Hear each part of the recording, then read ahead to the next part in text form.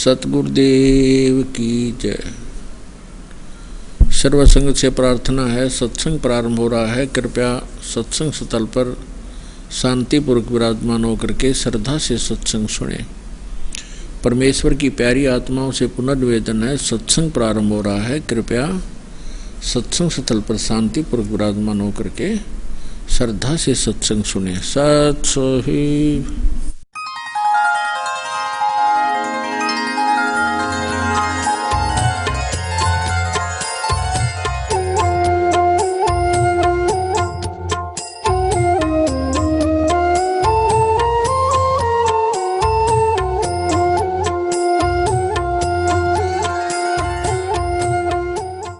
जीव हमारी जाति है, मानव धर्म हमारा।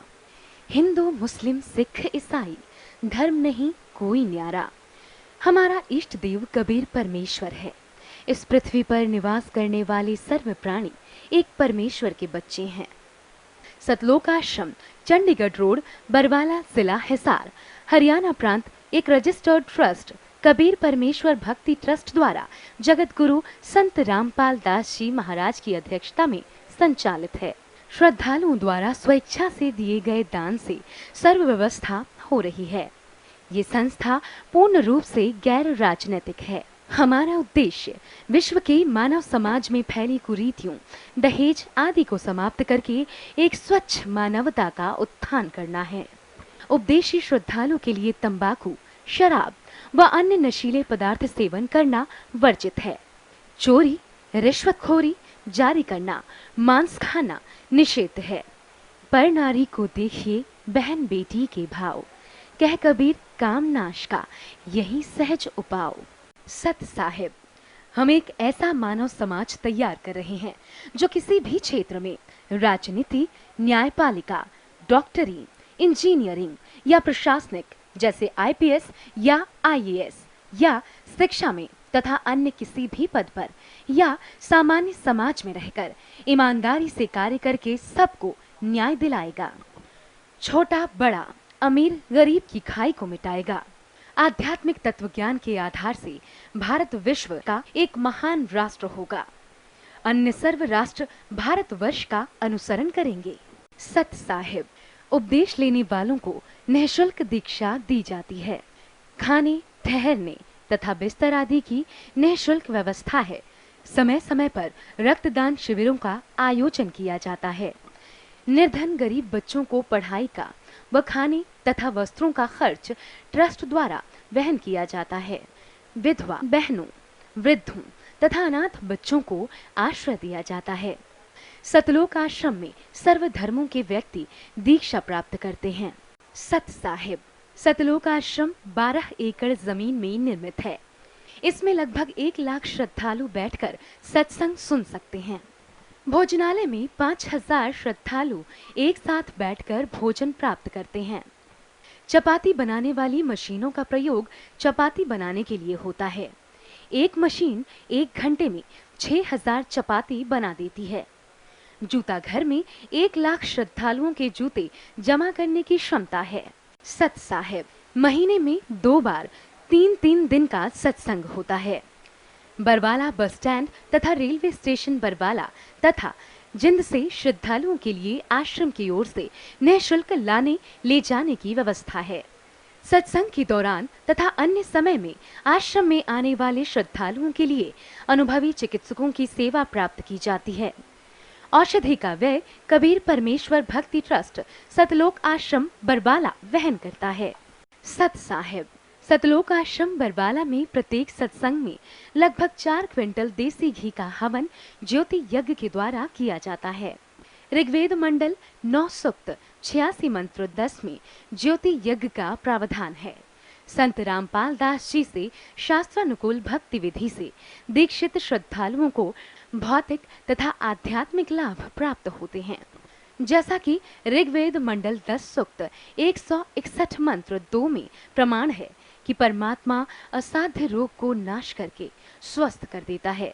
यदि रोगी मृत्यु को प्राप्त हो चुका हो तो भी परमेश्वर सत्य साधना करने वाले साधक को पुनः जीवित करके 100 वर्ष की आयु प्रदान कर देता है।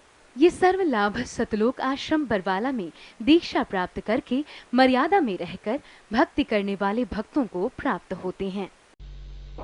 सत कबीर दुआरे तेरे पर एक दास भिखारी आया है। सत कबीर दुआरे तेरे पर एक दास भिखारी आया। भक्ति की भिक्षा दे दी जो उम्मीद कटोरा लाया। भक्ति की भिक्षा दे दी जो उम्मीद कटोरा लाया। तज नरसी वाले ठाठ नहीं, मैं धन्ना जैसा जाट नहीं। तज नरसी वाले ठाठ नहीं, मैं धन्ना जैसा जाट। मेरी मोर धवज सी साठ नहीं, जिसने लड़का चीर चढ़ाया है। भक्ति की भिक्षा दे दी जो उम्मीद कटोरा लाया। सत कबीर द्वारे तेरे पैक दास भिखारी आया है। भक्ति की उम्मीद कटोरा लाया। शेख फरीद जैसा तप नहीं, मेरा वाल्मीकि सा जप नहीं। शेख फरीद जैसा तप नहीं, मेरा वाल्मीकि जैसा तप नहीं। मंसूर सी अनल हक नहीं, जिसने टुकड़े शरीर करवाया है। भक्ति की दे दी जो उम्मीद कटोरा ला। सत कबीर दवारे तेरे पैक दास भिखारी आ। भक्ति की भिक्षा दे दी जो उम्मीद कटोरा। धरू जैसी आस नहीं, प्रहलाद जैसा विश्वास नहीं। धरू जैसी आस नहीं, प्रहलाद जैसा विश्वास नहीं। मेरा मीरा जैसा रास नहीं, जिसने रो और नाच रजाया है। भक्ति की दे दी जो उम्मीद कटोरा लाया है। सत कबीर दवारे तेरे पैक दास भिखारी आया है। सत कबीर दवारे पैक दास भिखारी।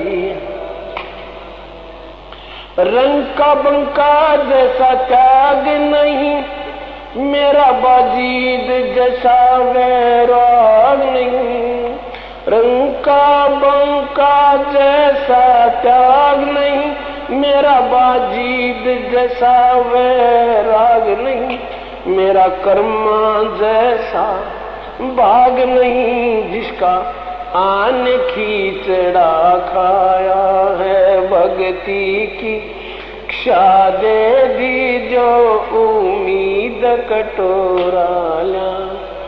सत कबीर दवारे तेरे पैक। विदुर विदुरानी जैसा सम्मान नहीं, मैं सम्मन जैसा यजमान नहीं। विदुर विदुरानी जैसा सम्मान नहीं, मैं सम्मन जैसा यजमान नहीं। और सेव जो कुर्बान नहीं, जिसने शीश तो लेख लाया है, भक्ति की भिक्षा दे दी जो उम्मीद कटोरा। सत कबीर दवारे तेरे पैक,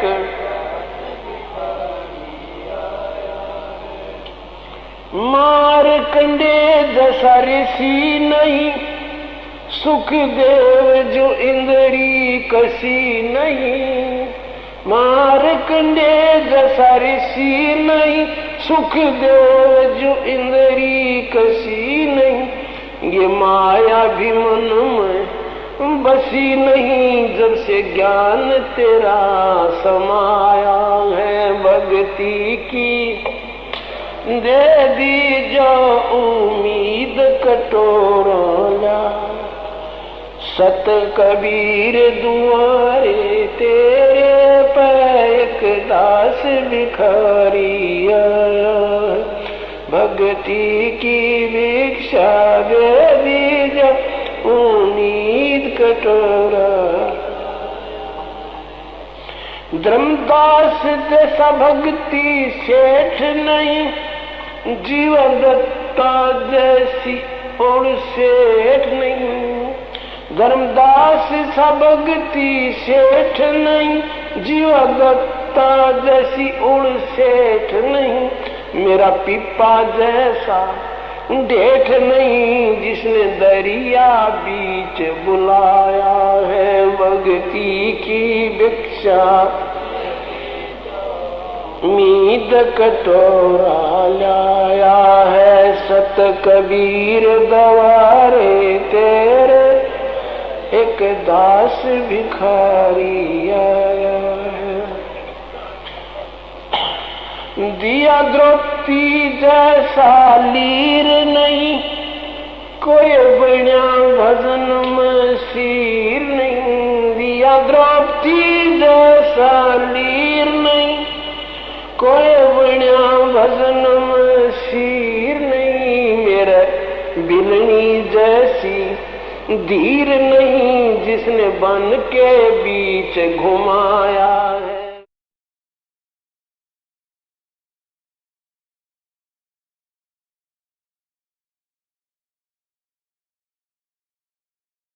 सतगुरुदेव की जय। बंदी छोड़ कबीर परमेश्वर जी की जय। बंदी छोड़ गरीबदास जी महाराज जी की जय। स्वामी रामदेवानंद जी गुरु महाराज जी की जय हो। गरीब नमो नमो सतपुरुष को नमस्कार। गुरु की नहीं सुर नर मुनि जन साधुआ, संतों सर्वस्ती नहीं। सतगुरु साहिब संत सब दंडोतम प्रणाम। आगे पीछे मध हुए तिनको जा कुर्बान। नराकार निर्विषम काल जाल भयभंजनम, निर्लेपम निज निर्गुणम अकल अनुवेशुंदनम। सोहम सुरति समाप्तम सकल समान निर्तलय उज्ज्वल हिरंबर हरदमम वे प्रवाथा है वार पार निमद्यतम। गरीब जो सुमरे सिद्ध होई गणनायक गलताना, करो अनुग्रह सोई पारस्पद परवाना। आदि गणेश मनाऊं गणनायक देवन देवा, चरण कमल लोलाऊं आद्यंत करूं सेवा। परम शक्ति संगीतम रित सिद्धाता सोई, अवगत गुण अतीतम सत्पुरुष निर्मोही। जगदम्बा जगदीशम मंगल रूप मुरारी, तन मन अर्पों शीसम भक्ति मुक्ति भंडारी। सुर नर मुनि जन ध्यावें ब्रह्मा विष्णु महेशा, शेष सुगावें पूज्य आद गणेशा। इंद्र कुबेर सरीखा वरुण धर्मराज ध्यावें, समरस जीवन जी का मन इच्छा फल पावे। 33 कोटि अधारा जावें 88 उतरे बहुदल पारा, कट है यम की फांसी। 33 कोटि अधारा दावें 88 उतरे बहुदल पारा, कट है यम की फांसी।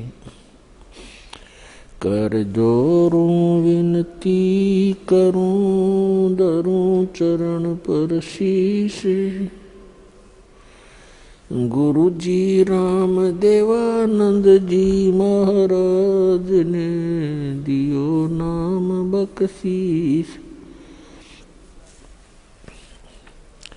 कोटि कोटि सिजदा करूं कोटि कोटि प्रणाम। चरण कमल में राखियो मैं बंदी जाम गुलाम। कुत्ता हूँ गुरुदेव का रामपाल दास का नाम। गले प्रेम की जेवड़ी जाखें चोवा जाऊं। तो करो तो हो बावड़ू दूर दूर करो तो जाऊं। जो राखो त्यों ही रहूं जो देवो सो खाऊं। जय इब कै सतगुरु मिले सब दुख आँखों रो। चरणों ऊपर शीस धरूं कहूँ झुकनी हो। कबीर साईं मिलेंगे पूछेंगे कुशलोत। आदि अंत की सब कहूँ अपने दिल की बात। गुरु जी तुम ना भूलियो चाहे लाख लोग मिल जाएं। हम जैसे तुमको बहुत हैं तुमसे हमको नहीं। परमपिता परमात्मा पूर्ण ब्रह्म सारी सृष्टि के रचनहार कबीर परमेश्वर जी की असीम रजा से आप सभी पुण्यात्माएं सत्संग श्रवण करने के लिए उपस्थित हुए। धन्य है आपके माता पिता जिनसे जन्म हुआ और धन्य है आपका जन्म जो ऐसे समय में आपको मानव शरीर मिला।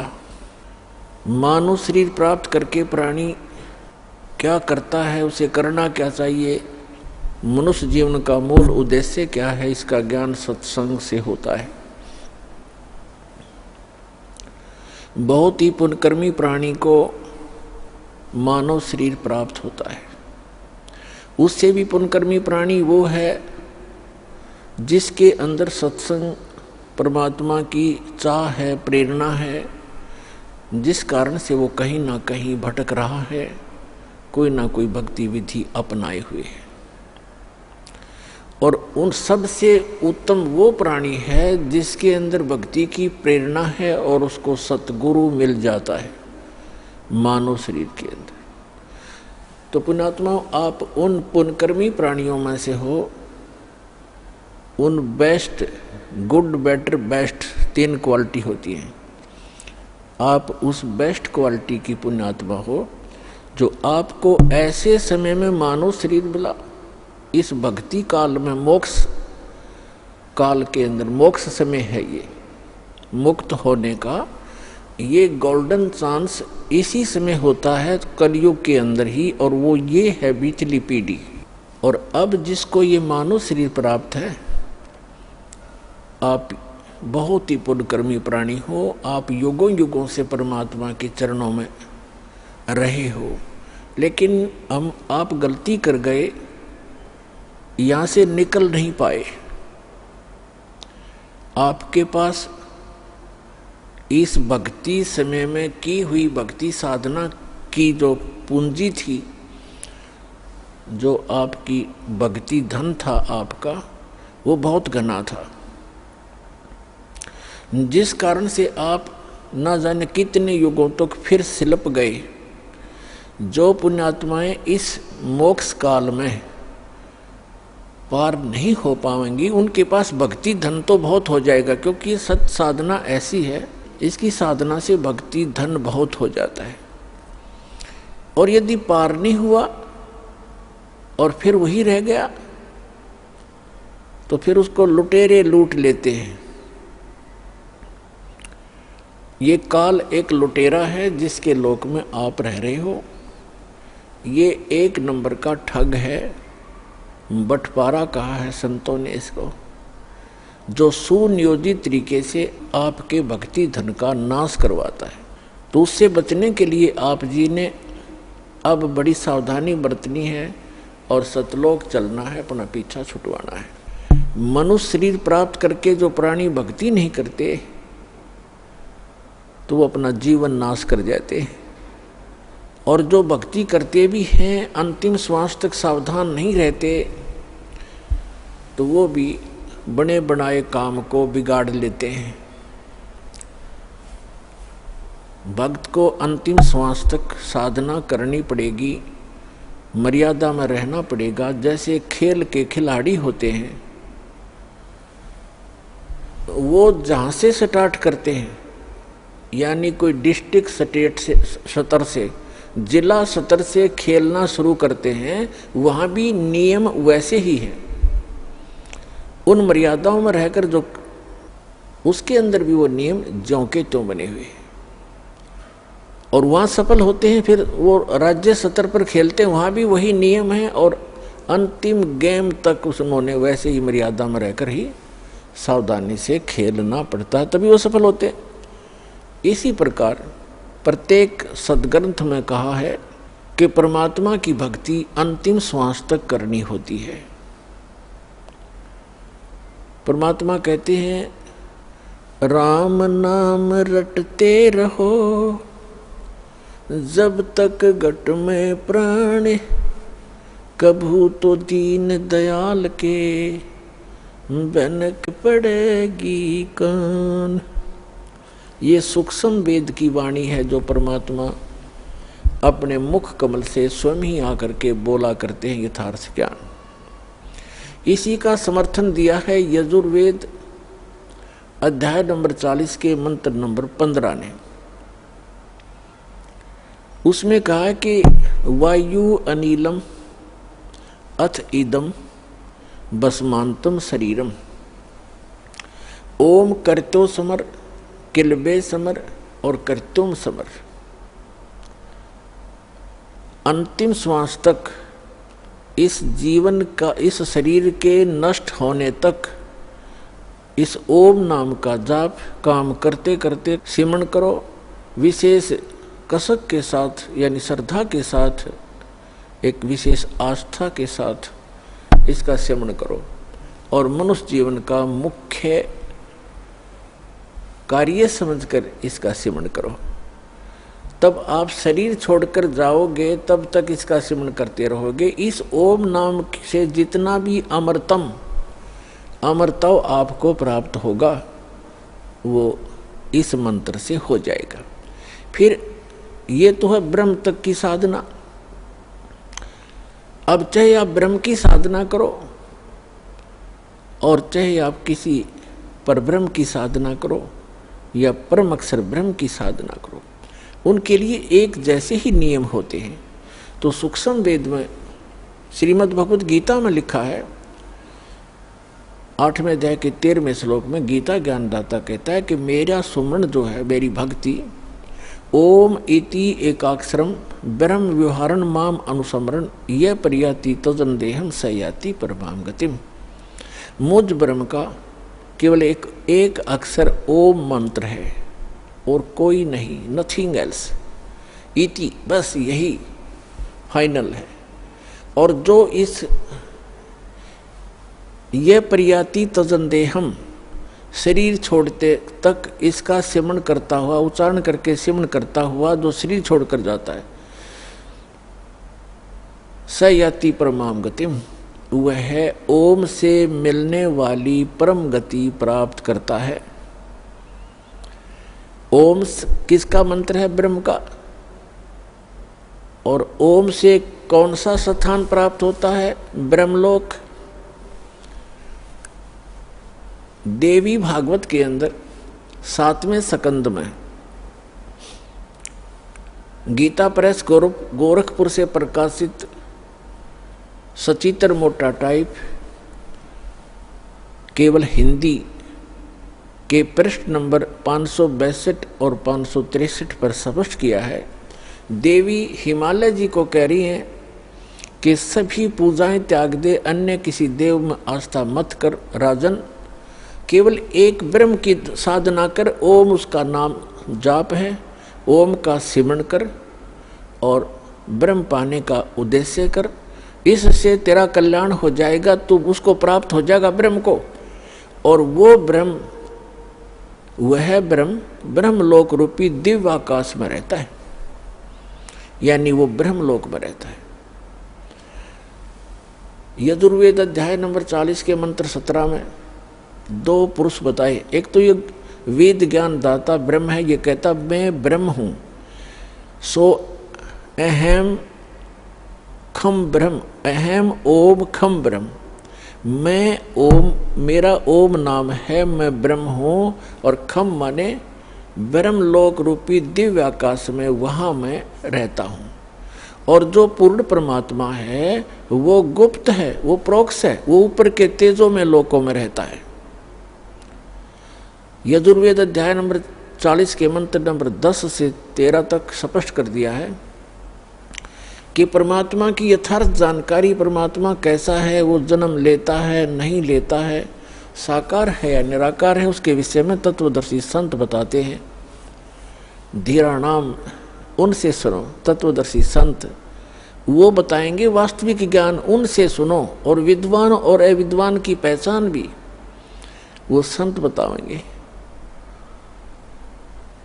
फिर श्री मद् भगवत गीता अध्याय नंबर 4 के श्लोक नंबर 32 में वर्णन किया है कि यज्ञों की विस्तृत जानकारी सच्चिदानंद घन ब्रह्म के मुख से बोली हुई अमर वाणी कबीर वाणी के अंदर विस्तार के साथ कहा गया है। वो तत्व ज्ञान है, उसको समझने के बाद प्राणी फिर पूर्ण रूप से सब कर्मों से मुक्त हो जाता है। चौथे अध्याय के 34वें श्लोक में गीता जी में कहा है, उस तत्व ज्ञान को तत्वदर्शी संतों के पास जाकर समझ, वो तत्वदर्शी संत तुझे उस तत्व ज्ञान का उपदेश करेंगे। इसे सदैव के गीता ज्ञान दाता तो उस परम अक्षर ब्रह्म की, उस सच्चिदानंद घन ब्रह्म की जानकारी भी नहीं रखता, उसके पाने की विधि उसके पास नहीं है। उसके लिए परमेश्वर स्वयं आते हैं, अपना अमृत ज्ञान आपके लिए यहाँ भरकर चले जाते हैं अपनी अमृत वाणी में, फिर अपने गवाह बनाते हैं प्रत्येक युग में। अब कलयुग में जो उन्होंने अपने साक्षी बनाए हैं, आदरणीय धर्मदास साहिब जी बांधवगढ़ वाले, उनको परमात्मा मथुरा में मिले, जहाँ पर वो अपने हिंदू धर्म के गुरुओं द्वारा बताई हुई साधनाओं के आधार से तीर्थ यात्रा पर निकला हुआ था। उनको ज्ञान दिया, सच्चाई से परिचित कराया। उसके बाद वो प्यारी आत्मा परमात्मा के चरणों में पड़ के बुरी तरह रोई। फिर उसको परमात्मा सतलोक लेकर गए, जहाँ से हम आए थे, और जो वो सुखमय स्थान है जहाँ कभी जरा और मरण नहीं होता, जहाँ वृद्ध अवस्था नहीं है, जहाँ मृत्यु कभी नहीं होती। फिर उनको तीसरे दिन वापस छोड़ा तो वो परमात्मा कबीर साहिब के गवाह बने कि परमात्मा कबीर आप ही परमात्मा हो। क्या बताया है कि आज मोए दर्शन दियो जी कबीर, आज मोए दर्शन दियो जी कबीर, अमर लोक से चलकर आए काटन इस काल की जंजीर। अमर लोक से चलकर आए आप सीधे सहसरी जाते हैं। तो पुण्यात्मा उसके पश्चात उन्होंने अपने गवाह बनाए आदरणीय स्वामी रामानंद जी काशी वाले, उनको सचखंड लेकर गए। वो योगी पुरुष अपने आप में योगी पाक रहे थे, चारों वेदों और गीता पुराण आदि के वो ब्रह्मज्ञ ज्ञाता प्रसिद्ध हो रहे थे। जब परमात्मा ने बताया कि स्वामी जी 4 वेद और पुराण 18, ये एक उजड़ जेरा है, तत्व ज्ञान परम साहिब का वो तो ज्ञान उचेरा है।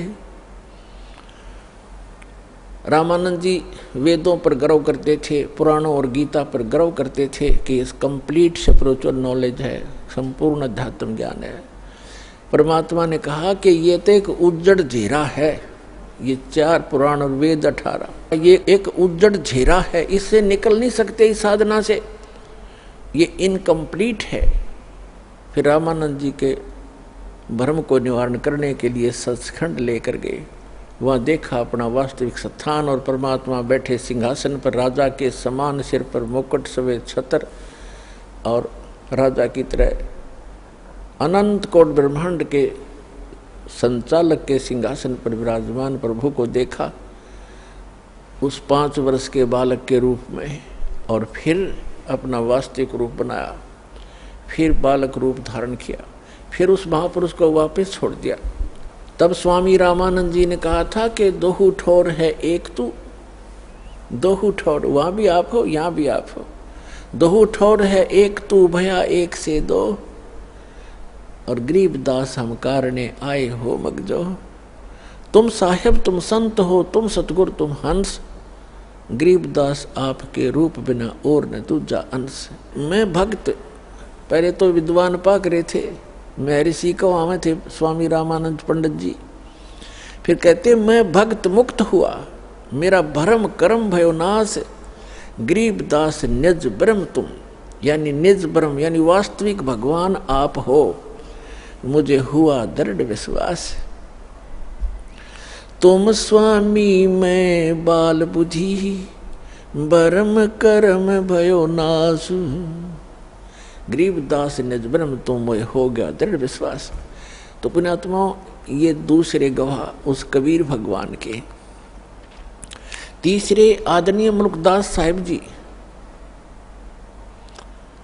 आदरणीय मुल्कदास साहिब जी को परमात्मा मिले, कहते 100 छल छिद्र मैं करूं अपने जन के काज, और अरण्यक्ष पूजो मार दो मैं नरसिंह धर लूं साज। एक समय परमेश्वर कबीर जी इस धरातल पर आए हुए थे। जैसे ये क्या करते हैं परमात्मा, कई प्रकार से लीला करते हैं। ये 3 सतिथि में रह कर के अपने सभी ब्रह्मांडों को चलाते हैं, सब जीवों की संभाल करते हैं। एक सतिथि में ये सतलोक में रहते हैं अपने ही अन्य रूप में, और दूसरी सतिथि में वो क्या करते हैं, प्रत्येक युग में एक बालक रूप धारण करके और किसी सरोवर में कमल के फूल के ऊपर आकर विराजमान होते हैं, जिस कारण से वो नारायण कहलाते हैं। नार माने जल, आयन माने उस पर आकर निवास करने वाला, इसलिए सत्यनारायण कहलाते हैं। सत्यनारायण माने अविनाशी परमात्मा।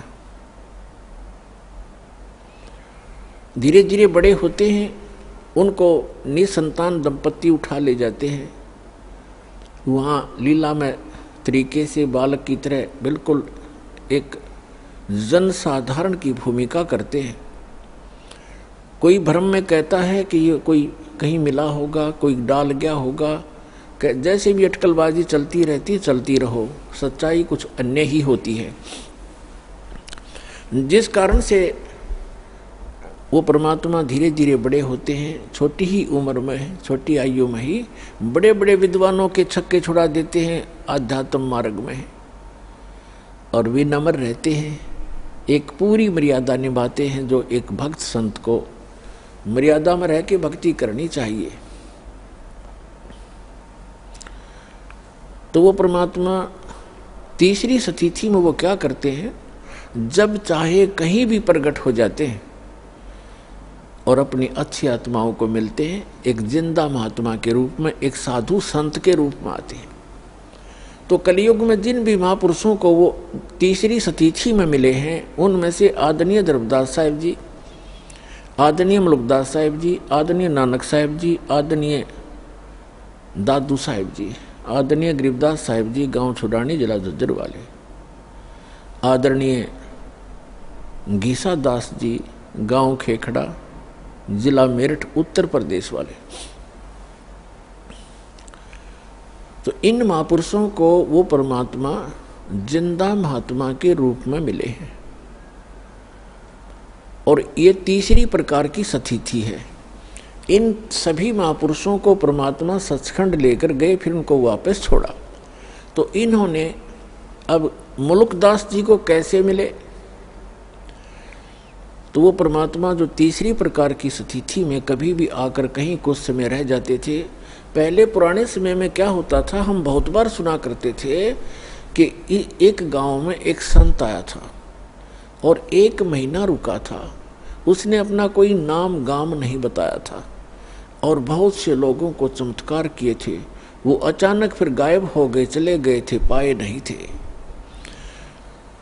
तो ऐसे वो परमात्मा आए हुए थे और मलुक राम नाम था उनका, चौधरी मलुक राम अरोड़ा। एक अच्छे किसान थे, बड़े खेतीहर थे, वो अरोड़ा जाति में थे और गांव के नंबरदार थे। गांव में उनकी बहुत अच्छी खासी जो महिमा थी। परमात्मा के लिए विशेषकर गरीब व्यक्ति ही ज़्यादा प्रयत्न किया करते हैं। और परमात्मा कहते हैं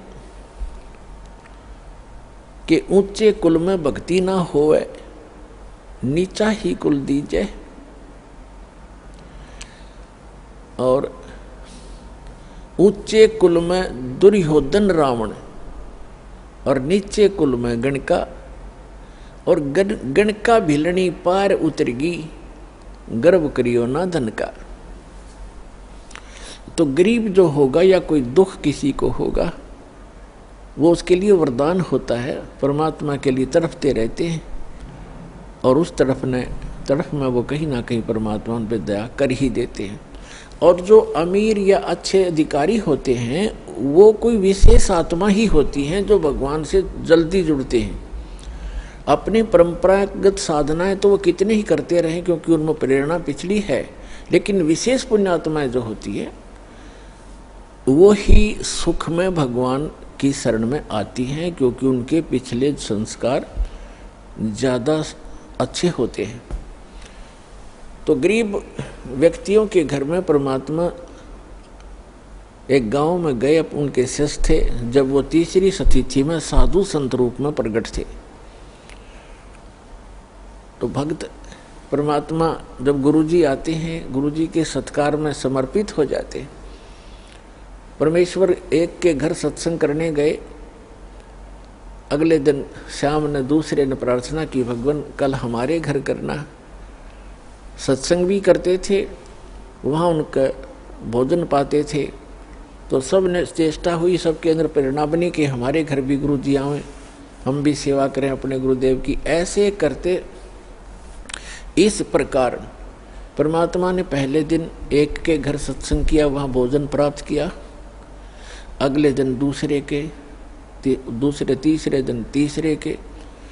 तो भक्त जब गुरुजी जाते हैं तो अच्छा भोजन बनाते हैं, अच्छा हलवा देसी घी का लगावें, वो डालें, उसके अंदर पानी महक जा पड़ोसियों तक। तो एक और परमात्मा के इस यथार्थ ज्ञान का विरोध शुरू से ही रहा है। गांव में विरोधी भी होते हैं क्योंकि परमात्मा तो एक सत साधना बताने की चेष्टा करते हैं। उस समय भ्रमित समाज वो साधनाएं कर रहा होता है जो उनको कोई सुख नहीं दे सकता, और परमात्मा चाहते हैं कि सभी मेरे बच्चे सत्साधना करें और मेरे पास पहुंच जाएं, वापस इनको फिर से वहाँ सुखी कर दूं। तो हम काल के द्वारा भ्रमित अपने ही भगवान के विरोधी बन जाते हैं। कुछ एक पड़ोसियों ने जाकर के उस नंबरदार मुल्क राम चौधरी अरोड़ा जी से कहा, जी गांव में एक ठग आया हुआ है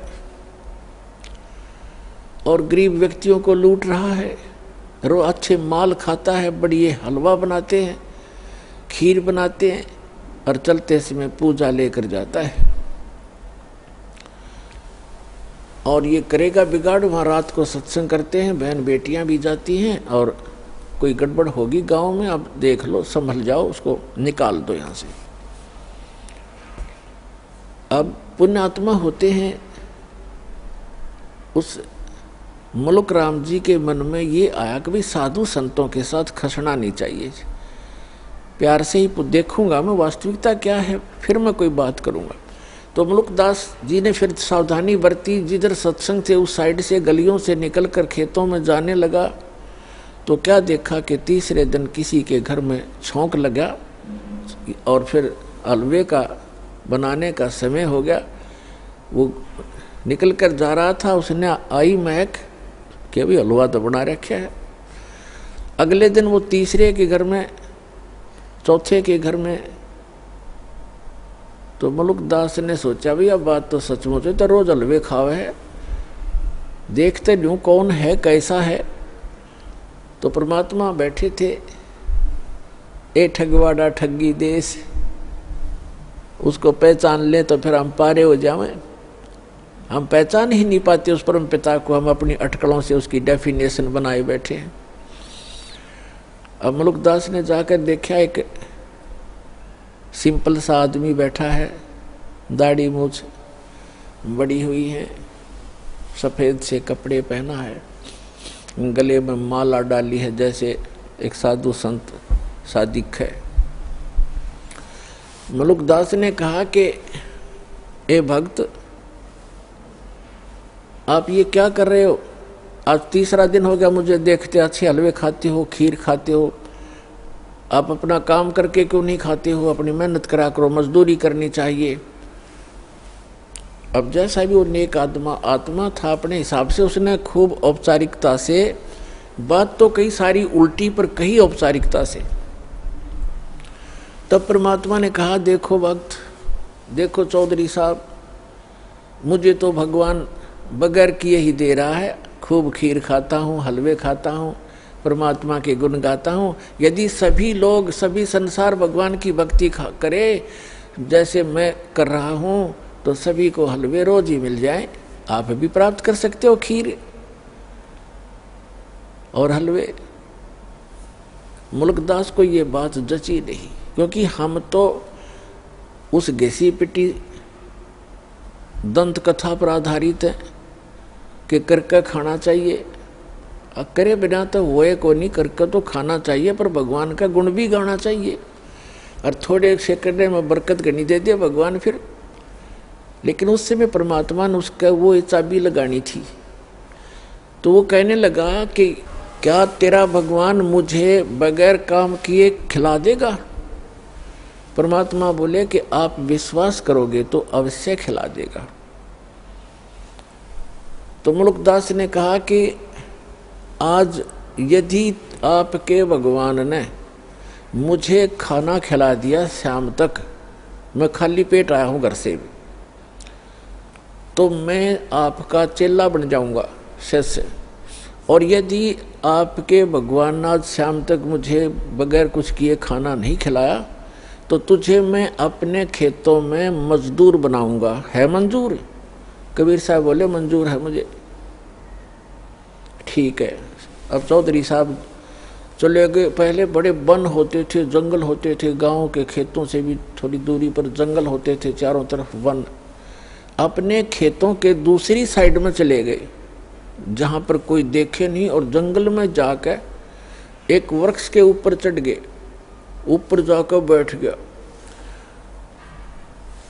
अब ठीक है, दोपहर के 10-11 बजे सी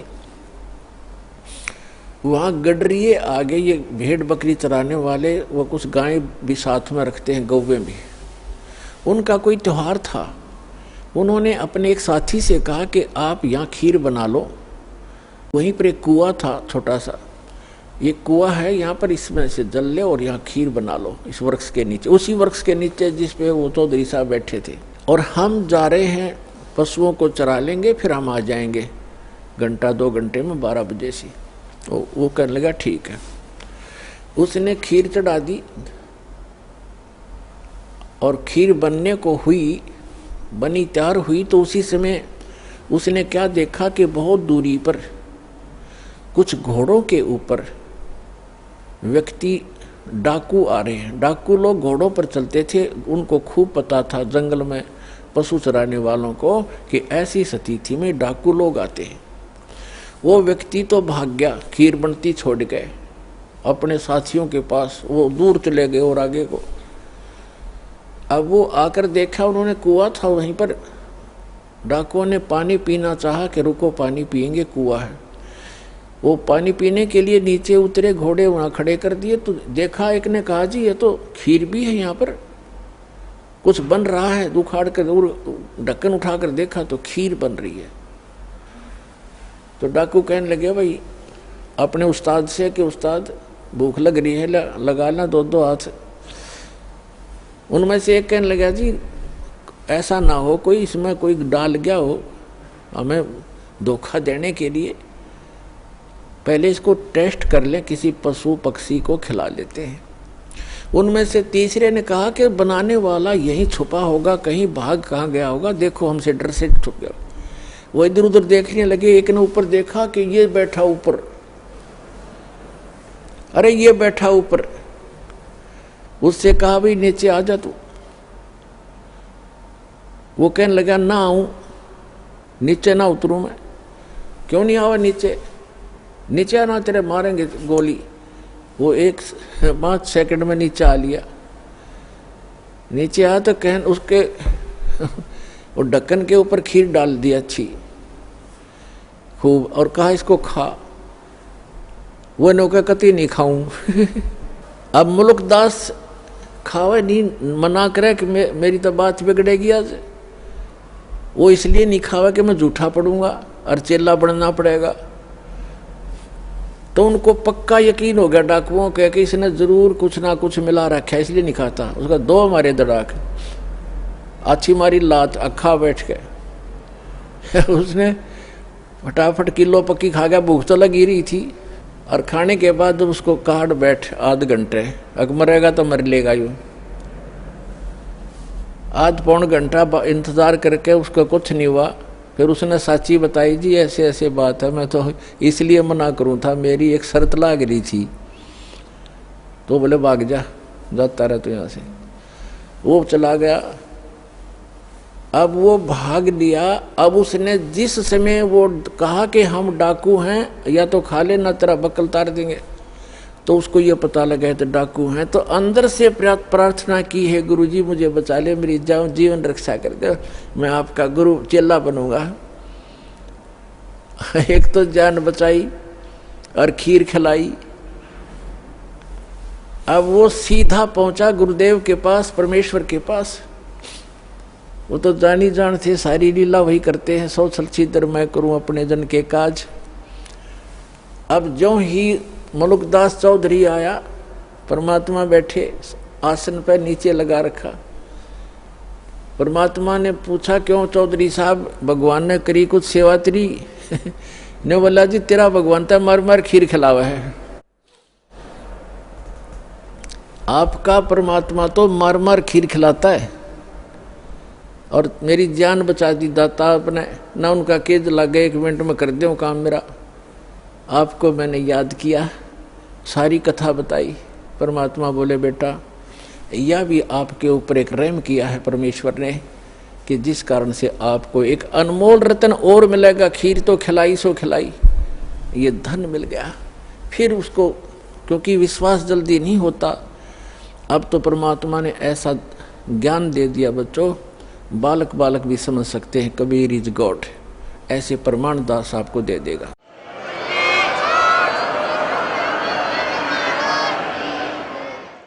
तो इस समय के लिए वो प्रमाण बनाने थे परमात्मा ने। उन बच्चों को अपने को शरण में भी लेना था, उनका भी जन्म मरण का दीर्घ रोग मिटाना था।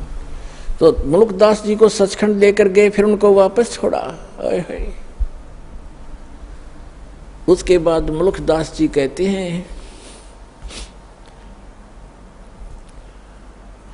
जपोरे मन साहेब नाम कबीर, जपोरे मन परमेश्वर नाम कबीर।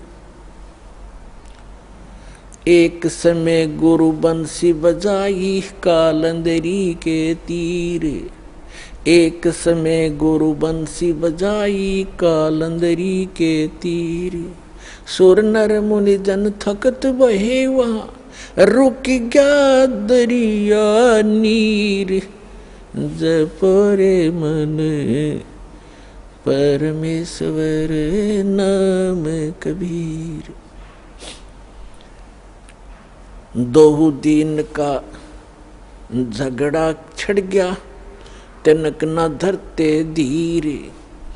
दोनों दिन का झगड़ा छिड़ गया, कोई न धरता धीर।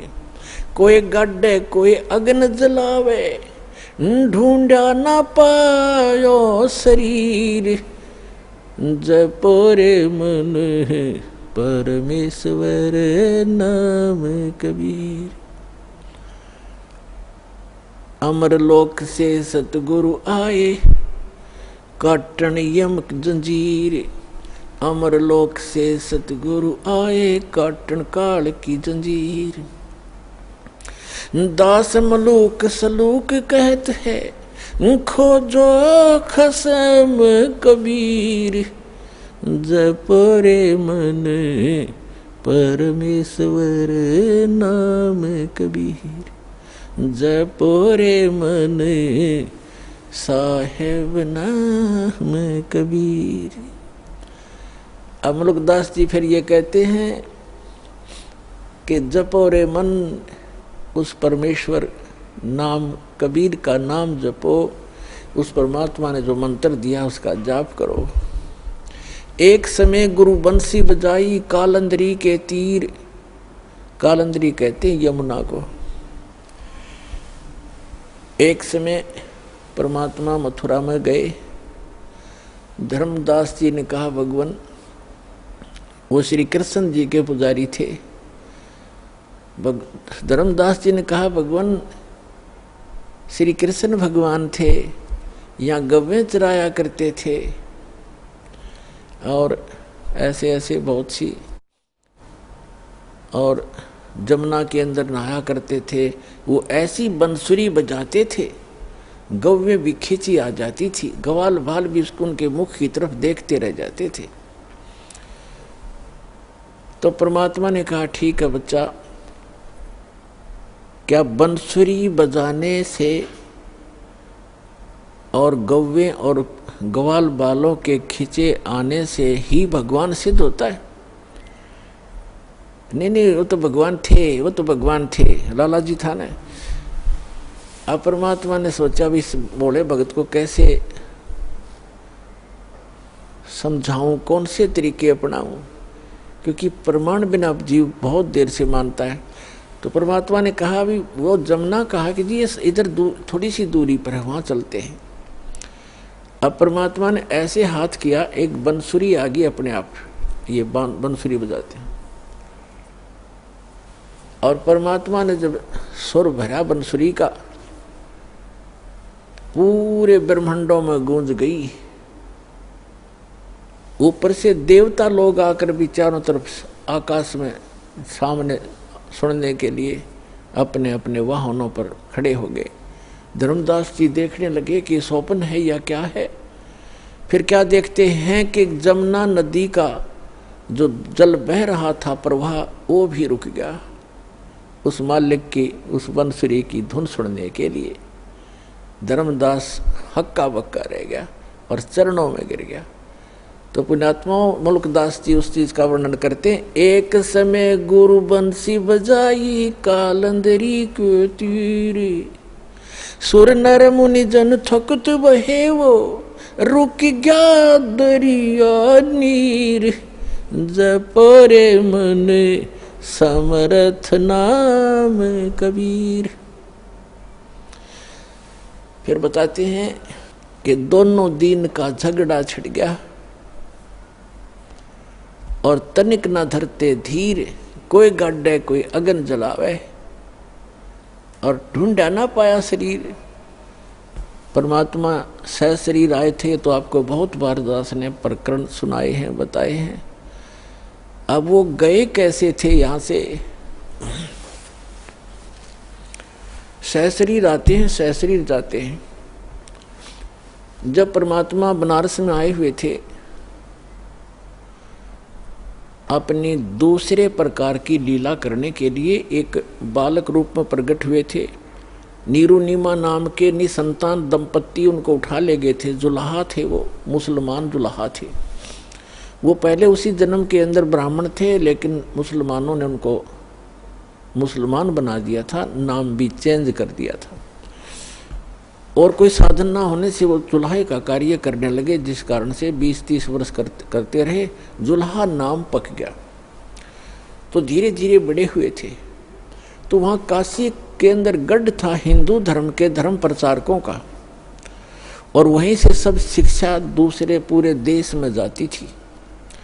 तो परमात्मा ने उस गढ़ को ही तोड़ना चाहा था, किसी प्रकार इनकी अकल ठिकाने ला दूं, इन ब्राह्मण गुरु मंडलेश्वराचार्य और शंकराचार्यों की, फिर मेरे बच्चे आपस समझ जाएंगे। ये भी तो मेरे ही बच्चे हैं, परमात्मा कहते थे, कबीर जी कहते थे। ये कालवश भ्रमित हैं, मायावश इनकी आंखें बंद हो गई हैं। लेकिन वो तो नहीं माने, फिर भी उनकी जो दंत कथाएं थी उनको परमात्मा ने खंडित किया।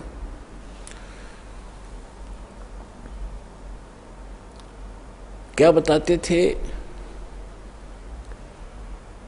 जैसे हिंदू धर्म के धर्म गुरु ये कहा करते थे कि जो बनारस में मरता है, जिसकी मृत्यु काशी में होती है, वो सीधा स्वर्ग जाता है।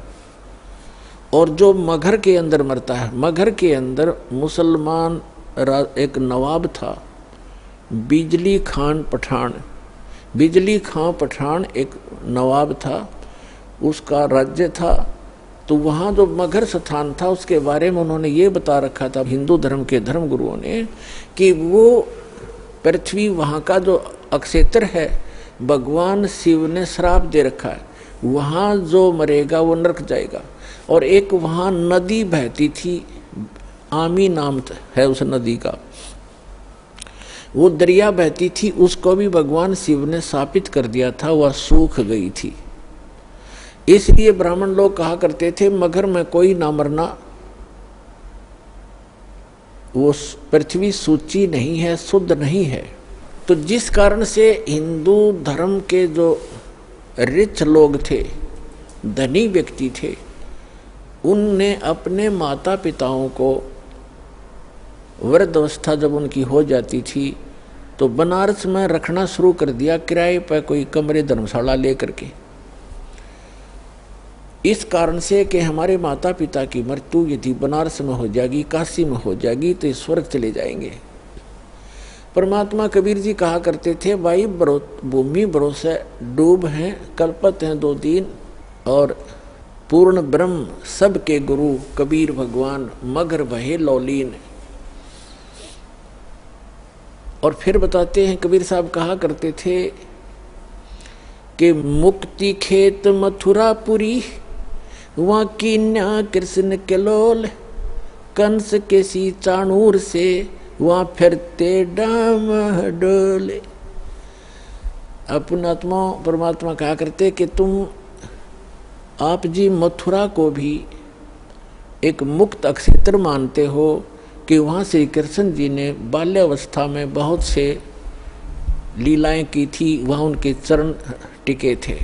और आप ये भी कहते हो कि मथुरा में जाने से कल्याण हो जाता है। उसी मथुरा के अंदर कंस और केसी राक्षस घोड़ा बनकर आते, और चाणोर जैसे भी वहीं रहा करते थे मथुरा में। और उनकी कैसी मृत्यु हुई? अगर मथुरा में रहने मात्र से मोक्ष संभव है, तो कंस केसी चाणोर से वहाँ फिरते डामाडोल, वो वहाँ कुबद कमाया करते थे, उनका बक्कल उतरा, उनकी कैसी दुर्गति से मृत्यु हुई। तो परमात्मा कहा करते थे कि भक्ति करनी चाहिए भाई, भक्ति के बल से, शुभ कर्मों के करने से आप कहीं भी मृत्यु को प्राप्त हो जाओ। जब आपका संस्कार आता है, आप सीधे अपने उस स्थान पर, उस कर्म आधार से ही आप अपने स्वर्ग या जैसे भी आपका स्थान है वहाँ जाओगे। केवल पृथ्वी के ऊपर कहीं भी मरो, बुरा व्यक्ति तो नरक जाएगा, और शुभ कर्मी प्राणी चाहे मगहर मरो और चाहे मरो बनारस या मथुरा में, अच्छे कर्म करने वाला स्वर्ग और बुरे कर्म करने वाला तो भाई नरक में ही जाएगा। लेकिन ब्राह्मण लोग नहीं मानते थे, तो धर्म गुरुओं ने इतनी अफवाह फैला दी, ऐसी महिमा दंत कथा फैला दी कि जो काशी में मरेगा वो मोक्ष हो जाता है। जो काशी में मरेगा उसका मोक्ष हो जाता है। इसलिए जो बनिए लोग थे, बनिए पैसे वाले, उन्होंने अपने माता पिता को अंत समय में 2 वर्ष 4 वर्ष से 10 वर्ष रहो, कोई वहाँ नौकर छोड़ देते थे उनके लिए कि हमारे पिता ने हमारे लिए बहुत कुछ किया है, पैसा हमारे पास है, आराम से वहाँ रह लेंगे और इनकी मृत्यु होगी तो स्वर्ग चले जाएंगे। अब जब उन्होंने ऐसे रखना शुरू किया तो उन धर्म गुरुओं ने सोचा क्यों ना इनको हम अपने घर रख लें, इनके बूढ़ों को, बूढ़ियाओं को, और रखेंगे तो ये कुछ हमें देंगे भी। तो इस लालच में उन्होंने वो आफत मोल ले ली और उन अपने यजमानों से कहा, अक्षेत्र बटे हुए हैं इनके, उनसे कहा कि भाई आपके माता पिता को आप हमारे घर पे ही छोड़ दो, यहाँ कथा भी सुना करेंगे और यहाँ भोजन भी कर लिया करेंगे। उन्होंने कहा जी बहुत अच्छी बात, फिर तो हम अपने माता पिता के आपको आपके घर छोड़ देंगे। तो उनके वहाँ खूब दक्षिणा भी देने लगे, उनके खर्चा भी देने लगे और अलग से भी पैसे दान उन ब्राह्मणों को, गुरुओं को देने लगे। जिस कारण से सभी ब्राह्मणों में ये एक जैसे पीजी हुआ करना, पीजी जैसे खोल लिए इनने। अपने आत्मा वृद्ध अवस्था में बूढ़ा व्यक्ति अगर अस्वस्थ हो जाए तो एक के दूभर हो जाता है। वैसे तो अपना माता पिता बुरा तो नहीं लगते, लेकिन उसके लिए कितना प्रयत्न करना पड़ता है, कैसे संभाल करनी पड़ती है। कहीं थूक देते हैं, कहीं दस्त लग जाते हैं, तो कई प्रकार की ऐसी बहुत कुछ सेवा होती है। तो कुछ दिन तो उन्होंने आया आनंद और फिर बूढ़े संभालने हो गए मुश्किल। तो उन्होंने मिलकर एक स्कीम बनाई कि इनकी टिकट काटो जल्दी। उन्होंने क्या स्कीम बनाया कि एक करौंत लगा दो, एक करौंत बना लिया। करौंत मतलब एक ऐसी बनाई आरत सी गंगा के किनारे, एक ऐसी गुफा सी बना दी गंगा के किनारे, घाट सा उस पे, और एक मड़ी सी बनाकर ऐसे, और उसके अंदर जैसे ऐसे बनी हुई थी उसके अंदर करौंत फिट कर दिया ऊपर, ऐसी उसका स्ट्रक्चर बना दिया। और उस करौंत के हैंडल थोड़ी सी दूरी पर 50-50 फुट दूरी पर रस्से से अंदर अंदर बांध कर ऐसा अंडरग्राउंड बना लिया। और वो दूर जाकर बैठ जाए 2 जने उसको हैंडल करने वाले, ऐसे जंगल सा बहुत जड़े से उसमें झाड़ से थे वहाँ पर। तो वो क्या कहते हैं कि जो उन्होंने एक अफवाह फैला दी कि जो गंगा के किनारे अपनी करौंत से गर्दन कटवाएगा वो सीधा स्वर्ग, शीघ्र स्वर्ग जाएगा। जो शीघ्र जाना चाहता है स्वर्ग, उसके लिए परमात्मा ने एक करौंत भेजना शुरू कर दिया। करौंत माने लकड़ी काटने का आरा, वो इतने लंबे लंबे दांतों वाला, ऐसे दोनों हाथों से दूर दूर से पकड़ कर चलाते हैं, ऐसा करौंत बोलते हैं उसको। तो भी बुढ़ापे में आप भी दुखी हो लेते हैं। उन्होंने अपने बच्चों से कहा, बेटा हमारा तो समय आ चुका है, हम भी दुखी हैं शरीर में, कभी आंखें दर्द कर रही हैं, कभी भड़क हो जाती है, और कभी कोई ना कोई समस्या शरीर में बनी ही रहती है। और ऐसे गुरुजी बता रहे हैं कि भगवान की तरफ से करौंत आता है और उससे जो गर्दन कट जाए, उससे गर्दन काटेंगे और सीधा स्वर्ग चले जाएंगे। और उन्होंने बताया कि पीड़ा नहीं होती, बहुत शीघ्रता से काम बन जाता है, झटके की तरह। तो सब ने धीरे धीरे उन्होंने अब अपने बुजुर्गों ने अपने बच्चों से प्रार्थना की, बेटा हम तो मृत्यु के निकट हैं और हमें जाने दो। तो बच्चे फिर मना कैसे करें, जो भगवान की तरफ से ऐसा कोई व्यवस्था होगी है तो अच्छी बात है। और पिताजी भी चाह रहे हैं, तो उन्होंने कर दिया वो शुरू अथा कसाई वाला। अब वो डेला गए गर्दन कटवाने वहाँ पर। अब वो आवाज़ लगा देते, हे परमात्मा करौंत भेजियो, उसकी लटा के नो नीचे को मुँह करके, हे परमात्मा करौंत भेजियो, और उसके पीछे थे ऐसे स्थान पर सेट करते तो सीधा उससे निकल कर आता वो, और नीचे उस रस्से होते थे उनको 2 बार ऐसे कर देते, कच्चे दही कर देता, और फिर उसको घुमा देते, वो ऊपर फिट हो जाता, दिखता भी नहीं उनको तो। और कौन देखे था अंदर जा कर के, तो वो निकाल ले गए। वो फिर उठाकर वहीं सभा कर दें, फिर उनकी मृत्यु के उपरांत वो गुरु जी फिर ये करो वो करो, फंड करो, वो न्यारी दक्षिणा, और उसकी विशेष टिकट लगा दी उन्होंने कि 100 रुपये लगते हैं, जब करो तो आता है, हमने पूजा करनी पड़ती है तब करो तो आता ऊपर से। अब उस समय के 100 रुपये आज के 10 लाख के बराबर है, तो वो भी स्वीकार किया। परमात्मा कहा करते, भाई काशी करवत लेत हैं, आन कटावें शीस, और बन बन भटका खात हो, यो मिले नहीं जगदीश। परमात्मा के मिलने की जो तरीका है साधना, वो हमारे पास है, उस विधि को अपनाओ, आपका कल्याण हो जाएगा। इस भ्रम का निवारण करने के लिए परमेश्वर कबीर जी ने बहुत सी कथाएं सुनाई, बहुत से प्रवचन किए, वाणी सुनाई, पर नहीं, हमारे गले उतरी नहीं। एक मगध राज्य का एक बिजली खान नाम का पठान था, वहां का नवाब था वो। एक समय क्या हुआ कि मगध क्षेत्र में सूखा गिर गया, अकाल गिर गया। उन्होंने, क्योंकि वहां मगध नगर है एक छोटा सा, पहले बस्ती जिला था उत्तर प्रदेश में, गोरखपुर से 25 किलोमीटर उरली साइड में,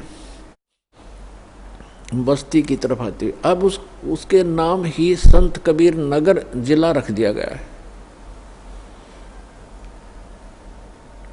एक छोटा सा नगर है, मगहर नगर है छोटा सा, जैसे बरवाले से भी छोटा। तो वहां सूखा गिर गया, उसमें हिंदू भी इतने ही हैं, मुसलमान भी बराबर की, दोनों आधी आधी आबादी है उनकी संख्या।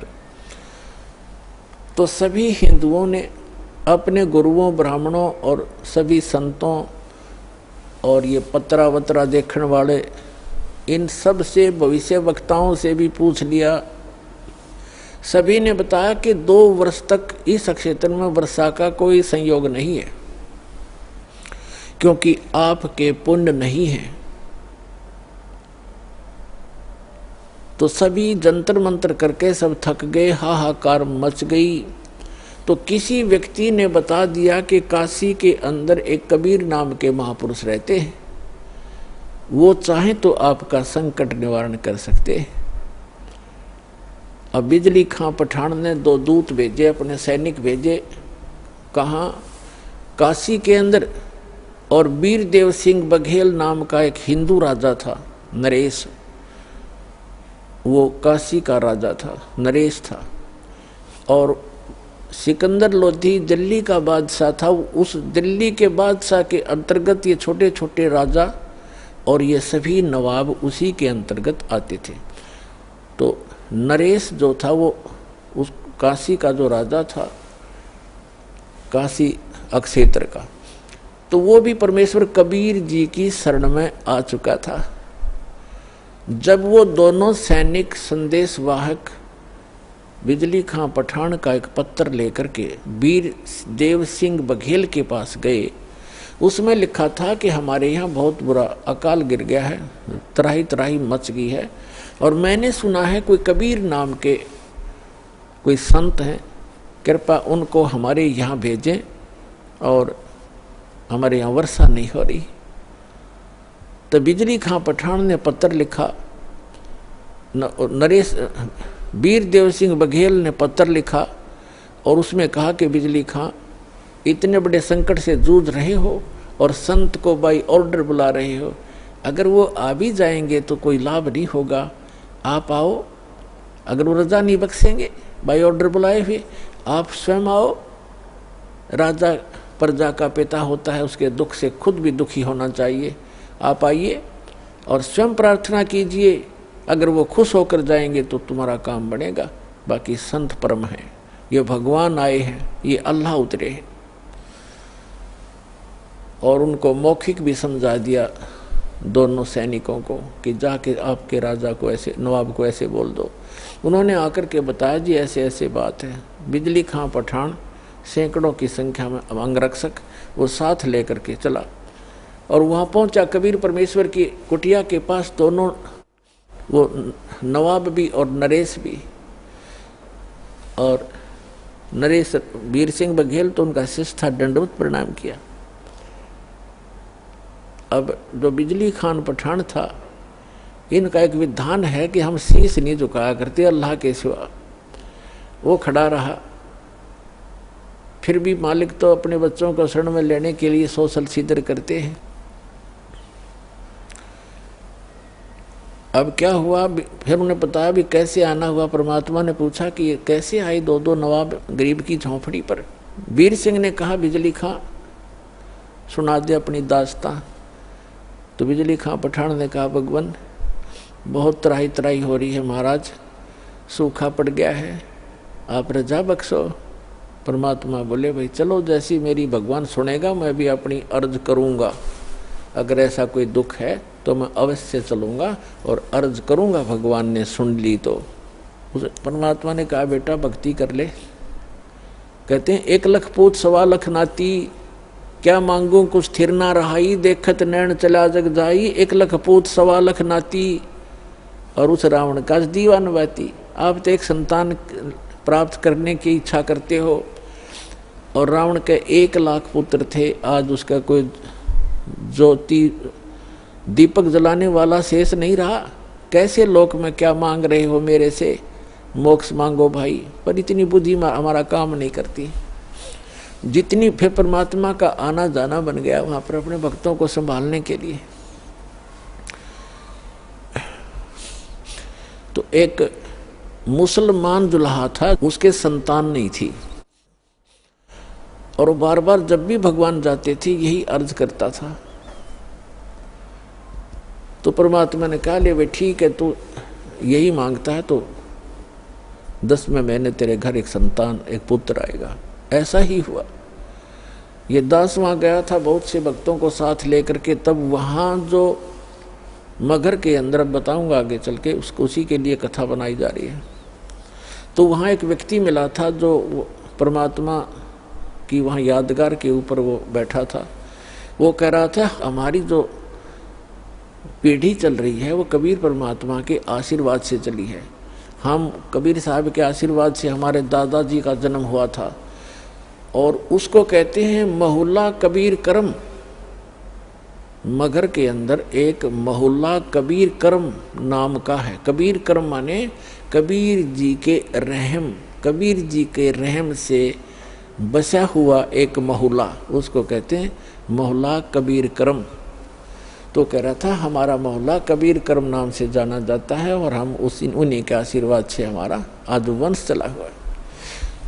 तो पुण्यात्माओं, इस एक कथा से आपको कितना पता चला कि मासा घटे ना तिल बधे, वेद ना लिखे जो लेख, और सच्चा सतगुरु मेट कर ऊपर मार दे मेख।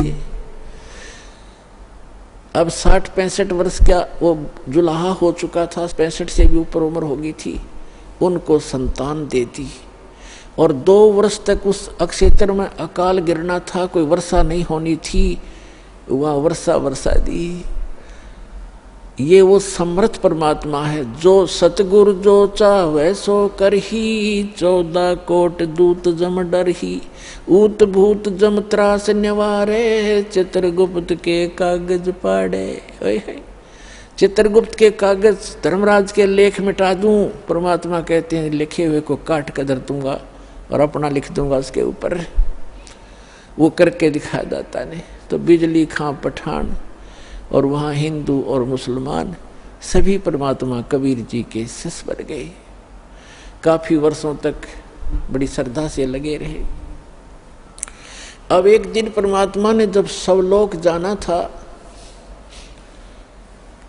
अपना काम पूरा कर लिया था, अमृतवाणी बोल कर धर्मदास जी से लिखवा दी थी, तो उन्होंने कहा भी मैं काशी के पंडितों, आप ये कहते हो कि जो काशी में मरता है वो स्वर्ग जाता है, मगर मरेगा वो गधा बनता है, नरक जाता है। मैं मगर में शरीर त्यागूंगा और अपने सारे जंतर मंत्र ये पोथी पत्रे साथ ले लो और सारे आप अपने नक्षत्र भी नोट कर लियो। इस नक्षत्र में मरने वाला, इस पृथ्वी पे मरने वाला जो तुम अटकलबाजी लगाते हो कहाँ जाएगा। इस बात का सब जगह जोर शोर से प्रचार हो गया। सब में आग की तरह बात फैल गई कि कबीर जी मगर में मरने का दावा करते हैं और देखेंगे भी वहाँ गधा बनेंगे, स्वर्ग जाएंगे या नरक जाएंगे। वीरदेव सिंह बघेल कबीर परमात्मा के शिष्य थे। उसने भी अपने सैनिक साथ ले लिए और साथ में और भी बहुत गुणे, कोई हजारों की संख्या में दर्शक काशी और आसपास के गांवों के और मगर के आसपास के गांवों के इस बात को सुनकर इकट्ठे हो गए। और परमात्मा का 120 वर्ष की आयु, लीला में आयु थी भगवान कबीर साहब की उस समय, 120 वर्ष की आयु में। और बनारस से लेकर मगर लगभग 125 किलोमीटर 150 किलोमीटर का अंतर है। पैदल गए थे और 3 दिन में पहुंचे। अब वहां जाकर के अब बिजली खां पठान को पता चला कि गुरुजी आ रहे हैं। उनकी खातिरदारी के अंदर खूब तैयारी करवा दी सारी। अब जहाँ पर परमात्मा की यादगार बनी हुई है वहाँ परमात्मा कबीर जी जाकर खड़े हो गए बैठ के। जिस दिन परमात्मा ने सतलोक जाना था, गमन करना था, सुबह उठकर कहा कि भी बिजली खां पठान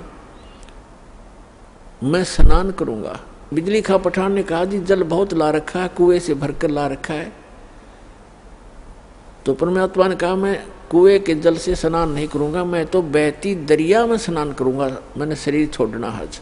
बिजली खां पठान और वहाँ के सभी जो सेवक थे हिंदू और मुसलमान, सब ने करबद्ध होकर कहा भगवान यहाँ पर एक आमी नदी बहा करती थी।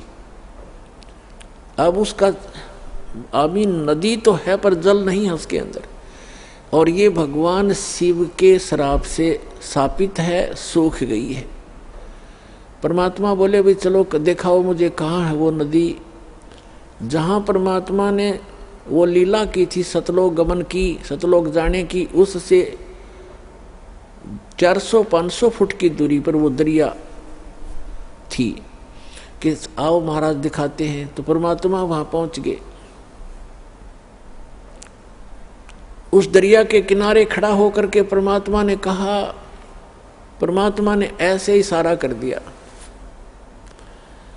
जैसे चौराहे पर खड़ा हुआ ट्रैफिक का सिपाही कर देता है और सभी गाड़ियां खकाट से भाग लेती हैं। ऐसे परमात्मा ने जिधर से नदी का अपस्ट्रीम था उधर से ऐसे कर दिया खड़ा होकर।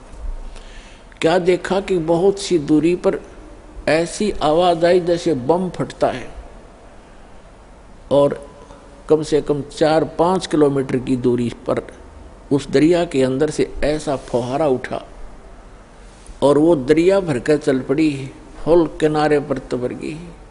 बोलो सतगुरुदेव की जय हो।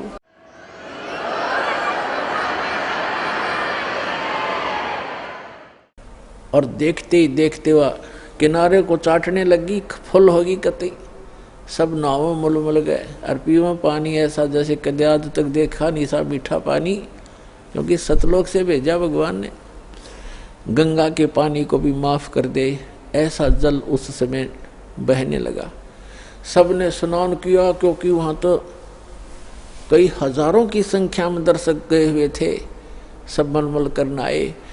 फिर परमात्मा ने कहा कि भाई मैं एक चादर नीचे बिछाओ, एक चादर ऊपर ओढ़ूंगा और मैं यहां शरीर छोड़ूंगा। फिर परमात्मा ने देखा एक तरफ हिंदू खड़े हैं, एक तरफ मुसलमान खड़े हैं। एक तरफ वीरदेव सिंह बघेल खड़ा है काशी का नरेश हिंदू राजा, एक तरफ बिजली खां पठान खड़ा है मुसलमान नवाब, और उसके सैनिक साथ हैं, उसके भी सैनिक उनकी साइड में खड़े, और अन्य जनता भी बहुत खड़ी है मुसलमान इधर हिंदू साइड में। वो तो अंतर्यामी थे, फिर भी उनसे पूछना चाह रहे थे कि बिजली खां पठान आपने ये शस्त्र किस लिए ले रखे हैं? वीरदेव सिंह बघेल, आपकी सेना और ये तुम दोनों सेनाओं ने शस्त्र किस लिए लेकर आए हो, मुझे क्या खतरा था। तो वीर सिंह बघेल, बिजली खां पठान, वो तो बोल नहीं सके। अन्य जो जनता थी हिंदू और मुसलमानों में से कहने लगे, गुरुदेव, हिंदू वाले कहने लगे, आप हमारे गुरु हैं, हम आपका अंतिम संस्कार अपने हिंदू रीति से करेंगे, इन मुसलमानों के हाथ नहीं लगने देंगे। मुसलमान कहने लगे, आप हमारे पीर हो और हम आपका अंतिम संस्कार अपने अनुसार से करेंगे, अपनी रीति से करेंगे, इन काफिर हिंदुओं के हाथ नहीं लगने देंगे। परमात्मा बोले, रे भले आदमियों, 50 वर्ष तक मैंने तुम्हें क्या शिक्षा दी, हिंदू और मुसलमान तुम आज भी दो बने बैठे हो, तुम्हारी बुद्धि पर पत्थर गिर गए हैं। और पुण्यात्माओं, दास जो शब्द बतावेगा, जो भी ज्ञान कहेगा, 100% समझ लेना, बिल्कुल 100% सच समझ लेना। उस समय एक विशेष रूमर थी कि एक ऐसा भयंकर समय आने वाला है कि आपस में ग्रह युद्ध होगा, जनता एक दूसरे को काटेगी, कारण का पता नहीं। ऐसा वो भविष्य वक्ता बताया करते थे। ऐसी अनहोनी होगी, ऐसा जुल्म होगा और कत्लेआम होने की ऐसे लक्षण उनके पत्रों में, उनकी जो भविष्य की किताबों में वर्णन था। और काल तो ये चाहता ही है कि नाश हो जावे, इनका बुरा हाल हो, और मरते समय ऐसे संत के ऐसे हो जाए तो लोग इन्हों कहेंगे ऐसा कलम हुआ था, कोड नाश कराया गया, क्या एक संत था वो।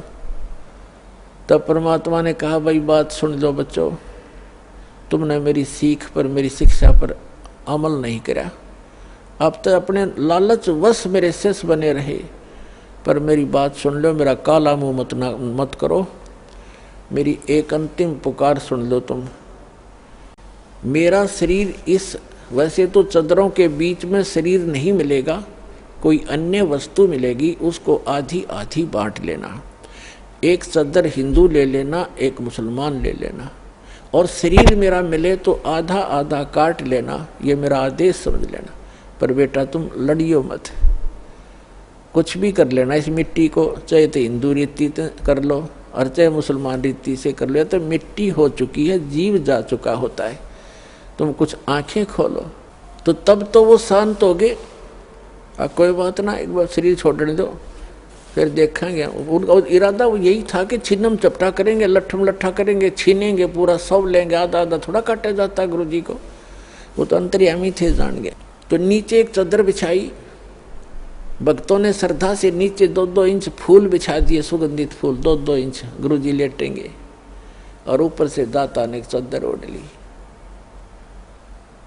2 मिनट के बाद परमात्मा ने आकाशवाणी ऊपर से कहा कि ए पंडितों, ए भविष्य वक्ताओं, अब अपना जंतर मंत्र लगाओ, मैं कहाँ जा रहा हूँ।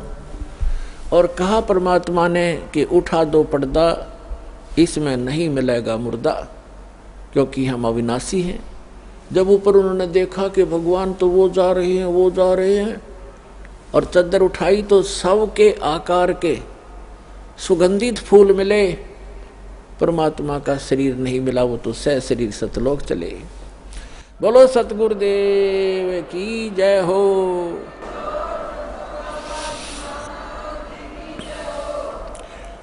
उस समय आपस में हिंदू और मुसलमान ऐसे गले से मिलकर रोने लगे जैसे अनाथ हो गए हों और एक अनमोल वस्तु खोजी हो। उनका उस दिन समझ में आई ये भगवान थे, ये एक आम इंसान और संत नहीं थे। दोनों रो रहे हैं कि हम कितने दुष्ट हैं, एक दूसरे से गले लग कर रो रहे हैं। वीर सिंह बघेल और बिजली खां पठान रो रहे हैं कि हमने अनमोल रतन खो दिया और अंत समय में हमने उनकी आत्मा को दुख दिया, हम कितने नीच हैं। पुणात्माओं, यदि परमात्मा ये रजा ना बख्शते, वहाँ कत्लेआम हो जाता, गृह युद्ध हो जाता हिंदू और मुसलमानों का।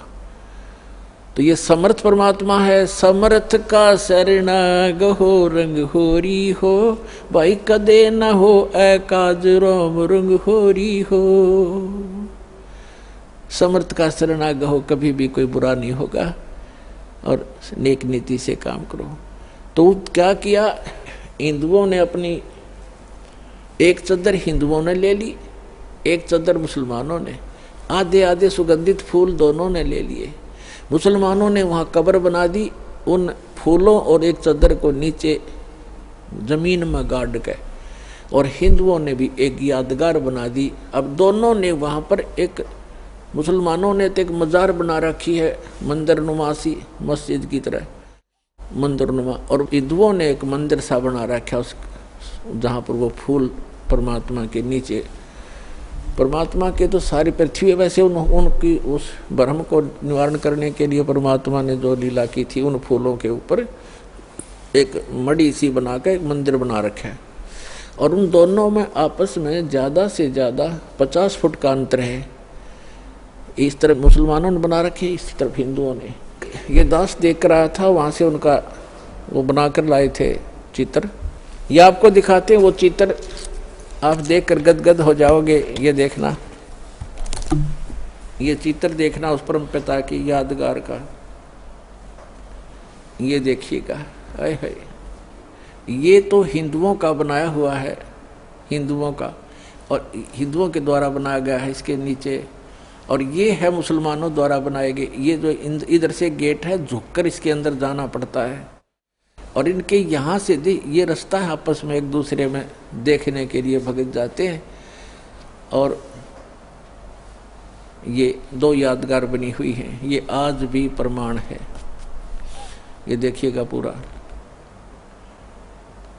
और वहाँ ये दास वहाँ गया था, तो वहाँ के हिंदू और मुसलमानों ने बताया कि हम आज तक कभी भी उसके बाद धर्म के नाम पर लड़े नहीं हैं।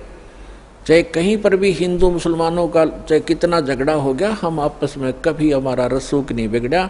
उसके बाद हम इतने नम्र हो गए, हम इतना अपन गलानी बन गई हमारे दिल में, हम आज तक आपस में हिंदू और मुसलमान लड़े नहीं धर्म के नाम पर। एक वैसे तो कवा सुनी घर में भाई भाई की हो जाती है, वो अलग होती है, पर इस विषय में हम नहीं लड़े। तो इसके विषय में धर्मदास जी ने कहा था, आज मोहे दर्शन दियो जी कबीर, आज मोहे दर्शन दियो जी कबीर, आज मोहे दर्शन दियो जी कबीर। सतलोक से चल कर आए, सतलोक से चल कर आए, काटन यम की जंजीर, आज मोहे दर्शन दियो जी कबीर, आज मोहे दर्शन दियो जी कबीर। थारे दर्शन से मारे पाप कटत हैं, थारे दर्शन से मारे पाप कटत हैं, निर्मल होवे जी शरीर, ओज मोहे दर्शन दियो जी कबीर, आज मोहे दर्शन दियो जी कबीर। अमृत भोजन मारे सतगुरु जी में, अमृत भोजन मारे सतगुरु जी में, ये शब्द दूध की खीर, ओज मोहे दर्शन दियो जी कबीर, आज मोहे हिंदू के तुम्हें देव कहाए, हिंदू के तुम देव कहाए, मुसलमान के पीर, आज मोहे दर्शन दियो जी कबीर, आज मोहे दर्शन दियो जी कबीर। दोनों दीन का झगड़ा छेड़ेगा, दोनों दीन का झगड़ा छेड़ेगा, टोहा ना पाया शरीर आज वहे, दर्शन दियो जी कबीर, धर्मदास की अर्ज गुसाई, धर्मदास की अर्ज गुसाई, बेड़ा लंगाइयो पर ले तीर, अज वहे दर्शन दियो जी कबीर, आज वहे दियो जी कबीर। तो पुण्यात्माओं, ये वो परम पिता हैं जो हमारे लिए भटक रहे हैं। आप इस युग, इस भक्ति काल के समय के लिए ये परमात्मा अपनी छाप छोड़ गए। जो समर्थ परमात्मा किया करता है वो उस परमेश्वर ने वो लीला की। परमात्मा मुर्दे को जीवित कर सकता है।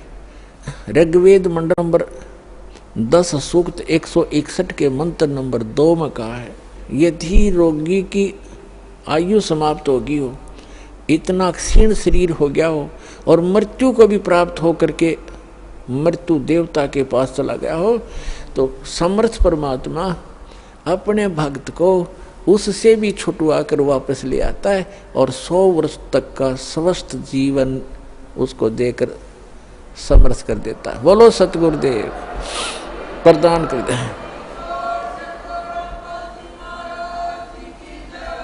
100 वर्ष की आयु उसको प्रदान कर देता है और वो पूर्ण परमात्मा है। तो पुण्यात्माओं, ये समर्थ परमात्मा कबीर जी हैं। और दास फिर कहता है कि धन है आपके माता पिता जिनसे जन्म हुआ, आपकी कीमत का आपको पता नहीं, आपकी किस्मत का आपको पता नहीं, दास को पता है, क्योंकि लाल की कीमत, लाल की परख जौहरी किया करता है। जो जितना भी देरी से यहाँ आएगा, जो इंसान, जो प्राणी, उसको केवल पश्चाताप ही हाथ लगेगा।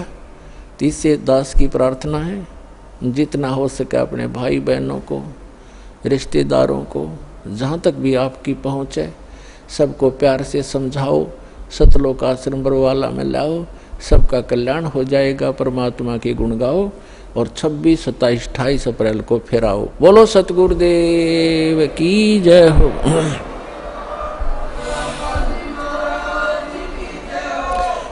आइए अब हम उन श्रद्धालुओं के अनुभव जानते हैं जो जगत गुरु तत्वदर्शी संत रामपाल जी महाराज जी से दीक्षा प्राप्त कर चुके हैं तथा उनके द्वारा बताए गए भक्ति मार्ग पर चल रहे हैं। सर नमस्कार। नमस्कार जी।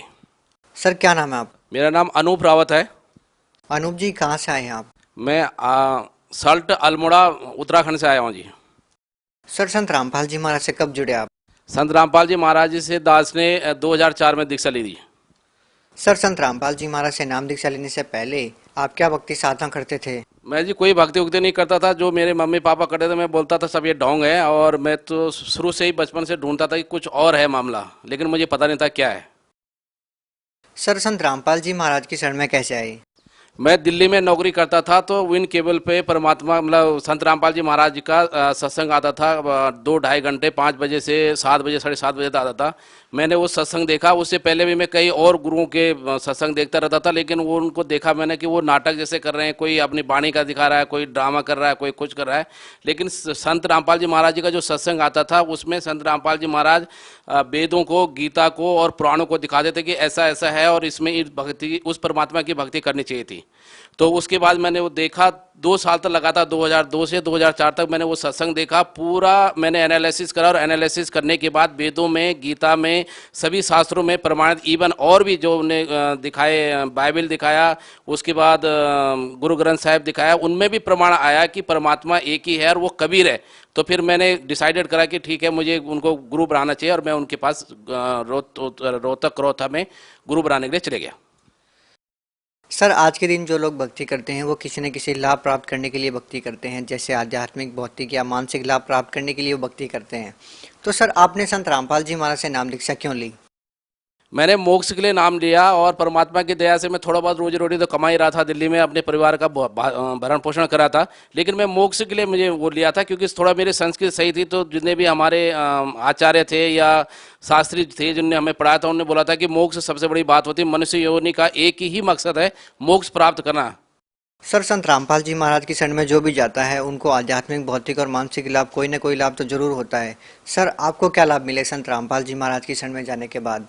परमात्मा सर्व हमारे गुरुजी संत रामपाल जी महाराज जी से मुझे बहुत से लाभ हुए। सबसे पहले 2004 में जब मैंने मालिक से नामोपदेश लिया तो मेरी गवर्नमेंट जॉब लग गई। मैं स्वास्थ्य विभाग में उत्तराखंड में फार्मासिस्ट की पोस्ट पे आ गया, जबकि 13 साल से मैं ऐसे ही लटक रहा था। उसके बाद यहाँ पे नौकरी लगने के बाद परमात्मा की दया से परमात्मा ने मेरे को हल्द्वानी जैसी जगह में एक प्लॉट भी खरीदवाया। प्लॉट खरीदवाने के बाद मैंने उसमें आज 200 गज में अपना बहुत अच्छा परमात्मा ने मेरे को एक कोठी दे रखी है। ये मेरे को लाभ है। उसके बाद शारीरिक लाभ, मेरे को बहुत खांसी होती थी, हर हमेशा जब भी मौसम चेंज होता था मेरे नाक से नाक बहती रहती थी। और उसके बाद परमात्मा ने धीरे धीरे वो करके मैं जैसे साधना करता रहा तो वो भी मेरा ठीक हो गया।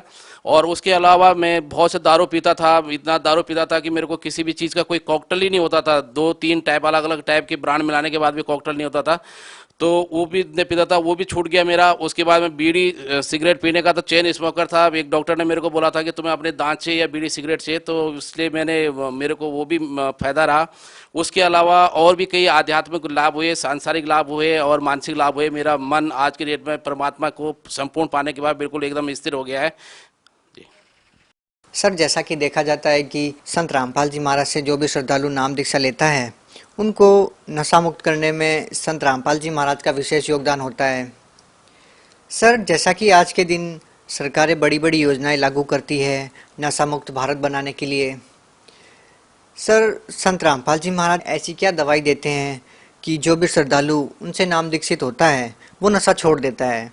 संत रामपाल जी महाराज जी हमें जो शास्त्र अनुकूल साधना बताते हैं, उस शास्त्र अनुकूल साधना से फायदा होता है। गीता में लिखा हुआ है कि भगवान बोलते हैं अर्जुन को, ये अर्जुन तो यदि शास्त्र विधि पूजा करेगा तो तेरे को सब लाभ होगा, और जो व्यक्ति शास्त्र अनुकूल साधना नहीं करता है उसको कोई लाभ नहीं होता। तो परमात्मा हमको शास्त्र अनुकूल साधना बताते हैं, और उस शास्त्र अनुकूल साधना से जो लाभ इंसान चाहता है, हर आदमी बीड़ी खूब पीता है लेकिन बोलता है मैं छोड़ना चाहता हूँ, दारू खूब पीता है कहता है यार मैं छोड़ना चाहता हूँ, तो परमात्मा वो इच्छा उसकी उस शास्त्र अनुकूल साधना से, उन मंत्रों के सिमरन से वो पूरी हो जाती है। परमात्मा ऐसा कोई जादू टोना कुछ नहीं करते, कोई झाड़ फूक नहीं लगाते। परमात्मा एक्चुअल भक्ति बताते हैं जो वेदों में, गीता में और पुराणों में लिखी हुई है। सर, आपने अभी मंत्र सिमरन की बात कही। यदि आज के दिन देखा जाए तो हिंदुस्तान के लोगों की सोच ये हो गई है कि मंत्रों के जाप करने से किसी भी व्यक्ति का कैंसर जैसी बीमारी कैसे ठीक हो सकती है, एड्स जैसी बीमारी कैसे ठीक हो सकती है। तो ये क्या कारण है कि आज के दिन लोगों का भक्ति से विश्वास उठ गया है, लोगों का विश्वास साइंस की तरफ ज़्यादा हो गया है? परमात्मा बोलते हैं कि जैसे कबीरदास जी के लिए उसमें लिखा हुआ है, वेदों में लिखा हुआ है कि कबीर अंगारी ऐसी, बम्बारी ऐसी, रितधामा स्वरज्योति ऐसी, कि वो जो कबीर जो है वो अंगारी ऐसी माने पाप के पाप को भी काटने वाला है, बम्बारी ऐसी माने बंधनों के बंधन को भी छुड़ाने वाला है, और रितधाम वो रितधाम में रहता है। लेकिन मोस्टली जितने भी भक्ति करते हैं या समझते हैं वो सोचते हैं कि परमात्मा निराकार है और उससे उनको लाभ नहीं हो पा रहा। लेकिन यदि वो शास्त्र अनुकूल साधना करेंगे और एक्चुअल मार्ग पे चलेंगे, क्योंकि सही रास्ते पे है ही नहीं। यदि कोई बच्चा स्कूल न जाके कहीं दूसरी जगह जाएगा तो उसका रिजल्ट खराब ही होगा। तो इसलिए जो सही भक्ति करेगा और अपनी उन साधनाओं का, मंत्रों का जो सिमरन लिखा हुआ है वेद और गीता उनमें शास्त्रों में, तो तभी उसको फायदा होगा। अदरवाइज उसके अलावा फायदा नहीं होना है, क्योंकि साफ लिखा हुआ गीता में कि शास्त्र अनुकूल जो भक्ति नहीं करता उसको कोई लाभ नहीं होता, उसकी कोई मुक्ति नहीं है और उसको कोई फायदा होना नहीं। सर, एक बात ये भी जहन में आती है कि आज तक किसी भी संत ने शास्त्रों के अनुसार भक्ति बताई ही नहीं या लोगों को समझ में नहीं आई। ऐसा क्या है कि संत रामपाल जी महाराज ही केवल शास्त्रों के अनुसार भक्ति बताते हैं? इतने सारे धर्मगुरु हैं, लाखों की तादाद में उनके समर्थक भी हैं, वो क्यों नहीं शास्त्रों के अनुसार भक्ति बताते? जो और धर्मगुरु हैं इनको कुछ पता ही नहीं था। इनका जो भी पुराना लगा हुआ था, जैसे कि हम गांव में कोई भक्ति करते हैं जी, ठीक है मेरे दादा ने ऐसे बताया था, मेरे उनने ऐसा बताया था, हम तो इतने टाइम से कर रहे हैं, क्योंकि उनको खुद पता नहीं था तो वो अपने अनुयायी को क्या बताते हैं। वो तो महिमा के भूखे होने के कारण आज भी अपने अनुयायी को बरगला रहे हैं कि तुम किसी और गुरु के शरण में मत जाना, दूसरा गुरु नहीं बदलना चाहिए। जबकि परमात्मा की साफ सी वाणी है कि जब तक आपको सच्चा गुरु नहीं मिलता तब तक 10-5 गुरु करो आप। और जो व्यक्ति साधन, जैसे हम हिंदू धर्म में है तो जो गीता और चार वेद और पुराण हमारे कहते हैं उसके अनुसार हमको भक्ति करनी चाहिए, क्योंकि आध्यात्म में हमारे लिए वो ही संविधान है। जैसे हिंदुस्तान में रहने के लिए हमारे लिए संविधान है, वैसे ही हमारे आध्यात्म में संविधान गीता और चार वेद पुराण है। इसी तरह जो मुसलमान भाई है उनके लिए कुरान शरीफ, वो एक्चुअल में देखें कि कुरान शरीफ में किस चीज की साधना करनी है और वो भगवान कौन है। इसी तरह से बाइबल में साफ लिखा हुआ है कि परमात्मा सशरीर है और उसने 6 दिन में सृष्टि रची है और 7 दिन में तख्त पर जा बैठा, लेकिन उनको नहीं पता एक्चुअल में जो हमारे वेद हैं या जो गीता है, जो पुराण है, जो बाइबल है, पवित्र बाइबल है, पवित्र गुरु ग्रंथ साहिब है और पवित्र कुरान शरीफ है, उसमें जो गूढ़ रहस्य हैं उनको जो ये धर्म के वो व्यक्ति हैं या जो धर्म के साधक हैं उनको पता नहीं है कि इसके अंदर एक्चुअल गूढ़ रहस्य कौन है और किस भगवान की पूजा का उसमें संकेत दिया गया है। सर, क्या इस प्रकार का भी आपके जो सत्संग समागम है, इस प्रकार की कोई व्यवस्था है कि कितने दिन में श्रद्धालु नाम दीक्षा लेने के बाद लाभ मिलना शुरू हो जाता है? जैसे कि कैंसर जैसी भयानक बीमारी कितने दिन में ठीक हो जाएगी, या फिर और भी जो बीमारी है वो कितने दिन में ठीक हो जाएगी? क्या इसकी कोई समय सीमा है? इसकी समय सीमा कुछ नहीं है। जैसे उसने नाम ले लिया परमात्मा से तो उसी टाइम से उसका स्टार्ट हो जाता है, लेकिन उसके अंदर दृढ़ विश्वास होना चाहिए। दृढ़ विश्वास को तब होगा कि जबकि परमात्मा, हमारी ज्ञान गंगा किताब है, साधना चैनल पर परमात्मा का सत्संग आता है, वो अपना देखे और देखने के बाद पूरी वो करे, छानबीन करे। अभी 84 लाख योनि का सौदा है, ये कोई लाख 2 लाख या 10 लाख 15 करोड़ का सौदा नहीं है। 84 लाख योनि का सौदा है, बहुत मुश्किल से मनुष्य जीवन मिलता है। वो देखे पूरा वेद में, पुराण में, कुरान में, जो हमारे ज्ञान गंगा किताब है उसको ले और पूरा एनालिसिस करके, जैसे इस दास ने 2 साल परमात्मा का पूरा सत्संग देखा, किताबें पढ़ी, अपनी गीता बाइबल से, पुराण से, कुरान इनसे मिलाया और मिलाने के बाद भक्ति में आया, तो उसको जब दृढ़ विश्वास हो जाएगा, जब वो साधना करेगा तो उसके अंदर शंका नहीं रहनी चाहिए। यदि उसके अंदर शंका नहीं है और तब वो संत रामपाल जी महाराज जी के बताए हुए शास्त्र अनुकूल साधना कराए तो उसको लाभ मिलना निश्चित है। सर, आप लोग क्यों प्रचार कर रहे हैं? आपका क्या स्वार्थ है? आप लोगों को क्यों समझा रहे हैं? ऐसा है कि ये हम काल के जाल में फंसे हुए हैं। गीता में परमात्मा ने सृष्टि रचना के बारे में बताया, हम काल के जाल में फंसे हैं। ये कभी हमें गधा, कभी कुत्ता, कभी घोड़ा, कभी सुंगर बनाता है और कभी मनुष्य योनि देता है, वो परमात्मा की दया से। तो इसी तरह से हम अपने भाई उनको सब बताना चाहते हैं, क्योंकि हम सभी आत्माएं हैं और हम ये चाहते हैं कि सभी आत्माओं को यहाँ से कल्याण हो। जैसे हमको साधना, सही साधना मिल गई है, तो इसी तरह से हम उनको बताना चाहते हैं कि वो भी काल के जाल से, कल गधे, कुत्ते, सुंगर और इससे बनने से बचें और मोक्ष को प्राप्त करें। जैसे गीता के अध्याय नंबर 18 के श्लोक नंबर 66 में लिखा है कि सर्वधर्माम परित्याज माम एकम शरणम व्रज अहम त्वा सर्व पापे भ्याम मोक्षामि मा शुच। तो उस मोक्ष को प्राप्त करने के लिए कि वहां चल जाएंगे, फिर जन्म मृत्यु नहीं होगा और फिर हम गधे, कुत्ते, घोड़े यहाँ संसार में नहीं बनेंगे। सर, लोगों के लिए आज के दिन एक विकट समस्या ये है कि हर रोज टीवी चैनल पे एक नया बाबा एक्सपोज होता है। इन सभी क्रियाओं से निकलकर एक संत के ऊपर लोगों का विश्वास करना कितना आसान है, क्योंकि कहीं ना कहीं संत रामपाल जी महाराज पर भी आरोप लगे हैं। तो लोगों को संत रामपाल जी महाराज के बारे में समझना, जानना बहुत ज़्यादा मुश्किल है। क्या कहना चाहेंगे? सबसे गीता में साफ लिखा हुआ है कि तू उस परमात्मा की भक्ति कर जिसके शरण में जाने के बाद कि फिर यहाँ मनुष्य योनि में नहीं आना पड़ेगा, क्योंकि साधन के अनुसार हिसाब से आप भक्ति करेंगे तो तब आपको लाभ होगा। जैसे और नकली जो गुरु हैं उनका आप, जैसे गीता के अध्याय नंबर 15 के श्लोक नंबर 1 में बताया हुआ है कि ऊर्ध्व मूलम अध शाखम वाला जो श्लोक है कि ऊपर को मूल वाला, नीचे को शाखा वाला, जो वृक्ष को जड़ से लेके पत्ते तक बता देगा, वो तत्वदर्शी संत है। सिर्फ उसी तत्वदर्शी संत की शरण में जाने से बोलते हैं कि तेरा ये मोक्ष कट सकता है, मोक्ष हो सकता है और रोग कट सकते हैं। सर, ये लोग कैसे डिसाइड करें कि कौन शास्त्र के अनुसार भक्ति बता रहा है और कौन शास्त्र के अनुसार भक्ति नहीं बता रहा? इसके लिए हमारे जितने भी धर्म ग्रंथ हैं, जैसे मान लीजिए हम हिंदू धर्म में, तो हमारे लिए 4 वेद और गीता इसके लिए प्रमाण है। जो पुराणों के अंदर जो गीता का ज्ञान है वो हमारे लिए प्रमाण है। जैसे हिंदू उसमें मुस्लिम धर्म में हमारे भाई लोग हैं तो उनके लिए पवित्र कुरान शरीफ में जो साफ लिखा है वो अपनी कुरान शरीफ को एक बार फिर से पढ़ें कि किस भगवान कौन है, किधर को इशारा है। उसके बाद हमारे सिख भाई जो हैं वो अपने पवित्र गुरु ग्रंथ साहिब को पढ़ें कि उसमें गुरु नानक जी ने किस परमात्मा की तरफ को संकेत किया कि वो परमात्मा कौन है। उसके बाद ऐसे ही बाइबल में वो समझें कि वो परमात्मा कौन है और कैसे आता है और कैसे उसके लक्षण होते हैं, तो उस लक्षण से उसमें साफ बताया तो उससे उसको परमात्मा मिल सकता है। ये आडंबर से या मनमुखी साधना से या जो लोक वेद के हिसाब से ऐसा कुछ नहीं होगा। देखा देखी से, शास्त्र के प्रमाण से ही वो आगे अपनी मुक्ति पा सकता है। सर, लोग बेशक संत रामपाल जी महाराज से जुड़ना चाहते हैं, लेकिन उनके मन में कहीं ना कहीं ये है कि एक ऐसे संत से नाम दीक्षा कैसे ले जिनके ऊपर दहेज के आरोप लगे हैं और आज वो जेल में है। ये बहुत बड़े दुर्भाग्य की बात है कि इस देश के अंदर जहाँ की धर्म के लिए बहुत बड़ा धर्मनिरपेक्ष देश है, कोई भी व्यक्ति अपने धर्म का पूरा प्रचार कर सकता है। बड़े दुर्भाग्य की बात है कि ऐसा संत, जो संत के अपने अनुयायियों को दारू पीने से बिल्कुल छुड़ाता है, नशा मुक्ति कराता है, बीड़ी सिगरेट पर इतना, तंबाकू निषेध के लिए इतना सरकार ने कितने पैसे लगा दिए, लेकिन वो सिर्फ एक नाम दीक्षा देके ही उनके भक्तों का कम से कम 1.25 करोड़ के लगभग परमात्मा के संत रामपाल जी महाराज के शिष्य हैं, वो सभी उन्होंने ये चीज़ें छोड़ रखी हैं। कोई तंबाकू का नशा नहीं करता है, कोई बीड़ी सिगरेट नहीं पीता, इवन कोई मांसाहारी नहीं करता है, क्योंकि जैसा खाएगा अन्न वैसे होगा तन।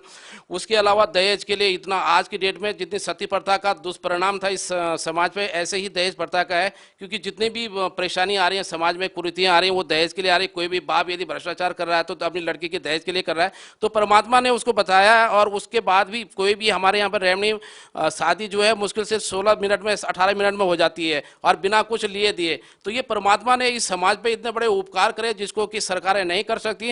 लेकिन उसके बाद भी इन भ्रष्ट राजनेताओं ने, इन भ्रष्ट जो कुछ जज थे, जिसको भी सुप्रीम कोर्ट ने बोला कि कई भ्रष्ट जज है उनको बाहर फेंक देना चाहिए, बहुत दफे हमने मीडिया में भी देखा। उसके बाद भ्रष्ट मीडिया ने इसको ऐसा प्रोपेगेंडा किया कि जो सच्चाई है वो आम जनता तक न पहुंचे, और ये इसलिए उन्होंने ये आरोप लगाए, और इसलिए ये थोड़ा बहुत परसेप्शन जनता के उसमें समझ में है। लेकिन मैं समझता हूं कि जनता सबसे ज्यादा बुद्धिमान है, जनता सब कुछ जानती है। सर, भगत समाज को क्या संदेश देना चाहेंगे? ये दास भगत समाज को ये देना चाहता है कि भव नाम जन्माना मानते ज्ञानवान माम परपदे वासुदेव सर्वमति सहमात्मा सुदुर्लभे। इसमें गीता में साफ कहा है कि बहुत बहुत जन्मों के अंत में मनुष्य जन्म मिलता है, और उसके बाद भी मेरे जो ज्ञानी आत्मा होता है, जो कि ज्ञान को समझता है या कलेक्ट करता है पूरे अपने जीवन के लिए कि कैसे मोक्ष होगा, ज्ञानी आत्मा मुझे जानता है कि मैं कौन हूँ। और वासुदेव सर्वमति सहमात्मा सुदुर्लभे, कि वो सच्चिदानंद घन ब्रह्म ही सब कुछ है, जिसने, जो कि देवों के ऊपर भी देव है, यानी वासुदेव है, देवों के भी ऊपर देव है, उसको पहचानने वाला संत बहुत दुर्लभ होता है। सोचिए, पहले मनुष्य जीवन ही बहुत दुर्लभ है, और उसके बाद उस संत का मिलना बहुत दुर्लभ है। तो इसलिए आपके लिए सबसे बड़ा सुनहरा, परमात्मा की दया से, संत रामपाल जी महाराज की दया से बहुत अच्छा अवसर है कि आपको वो संत आया हुआ है जो कि उस परमात्मा को बता रहा है कि वो कबीर है, और उसकी पूजा करने से, उसकी शास्त्र अनुसार साधना करने से आप मोक्ष प्राप्त कर सकते हो। ये मेरा आपके लिए संदेश है। सर, संत रामपाल जी महाराज के आदेश अनुसार हिंदुस्तान में जगह जगह नामदान सेंटर खोले गए हैं, जहां पे लाखों की संख्या में श्रद्धालु संत रामपाल जी महाराज से जुड़ रहे हैं। यदि बात करें उत्तराखंड की, तो उत्तराखंड में संत रामपाल जी महाराज से जुड़ने के लिए कौन कौन से स्थान हैं जहां पर जाकर के श्रद्धालु संत रामपाल जी महाराज से नाम दीक्षा प्राप्त कर सकते हैं? परमात्मा स्वरूप हमारे सदगुरु रामपाल जी महाराज जी की दया से हमारे पास रुड़की में एक नामदान केंद्र है, देहरादून में नामदान केंद्र है, श्रीनगर गढ़वाल में हमारे पास नामदान केंद्र है, और बागेश्वर बेटा में हमारे पास एक नामदान केंद्र है। उसके बाद हल्द्वानी में एक नामदान केंद्र है, और काशीपुर में एक नामदान केंद्र है। इसके अलावा भी जो भक्त कहीं और बाहर के हैं, जैसे साधना टीवी पे हमारा सत्संग, परमात्मा का सत्संग चलता है संत रामपाल जी महाराज जी का, उसके नीचे एक पीली पट्टी आती है, उसके अंदर जो भी नंबर ले होते हैं उन नंबर पर आप फोन करके अपनी जगह का नामदान केंद्र और दीक्षा केंद्र आप जान सकते हैं, उससे आप जानकारी प्राप्त कर सकते हैं। और साथ में मुफ्त में यदि आपको ज्ञान गंगा चाहिए, आपके पास अभी तक ज्ञान गंगा नहीं पहुंची है, तो वो आप ले सकते हैं। जी, बहुत बहुत धन्यवाद साहब जी।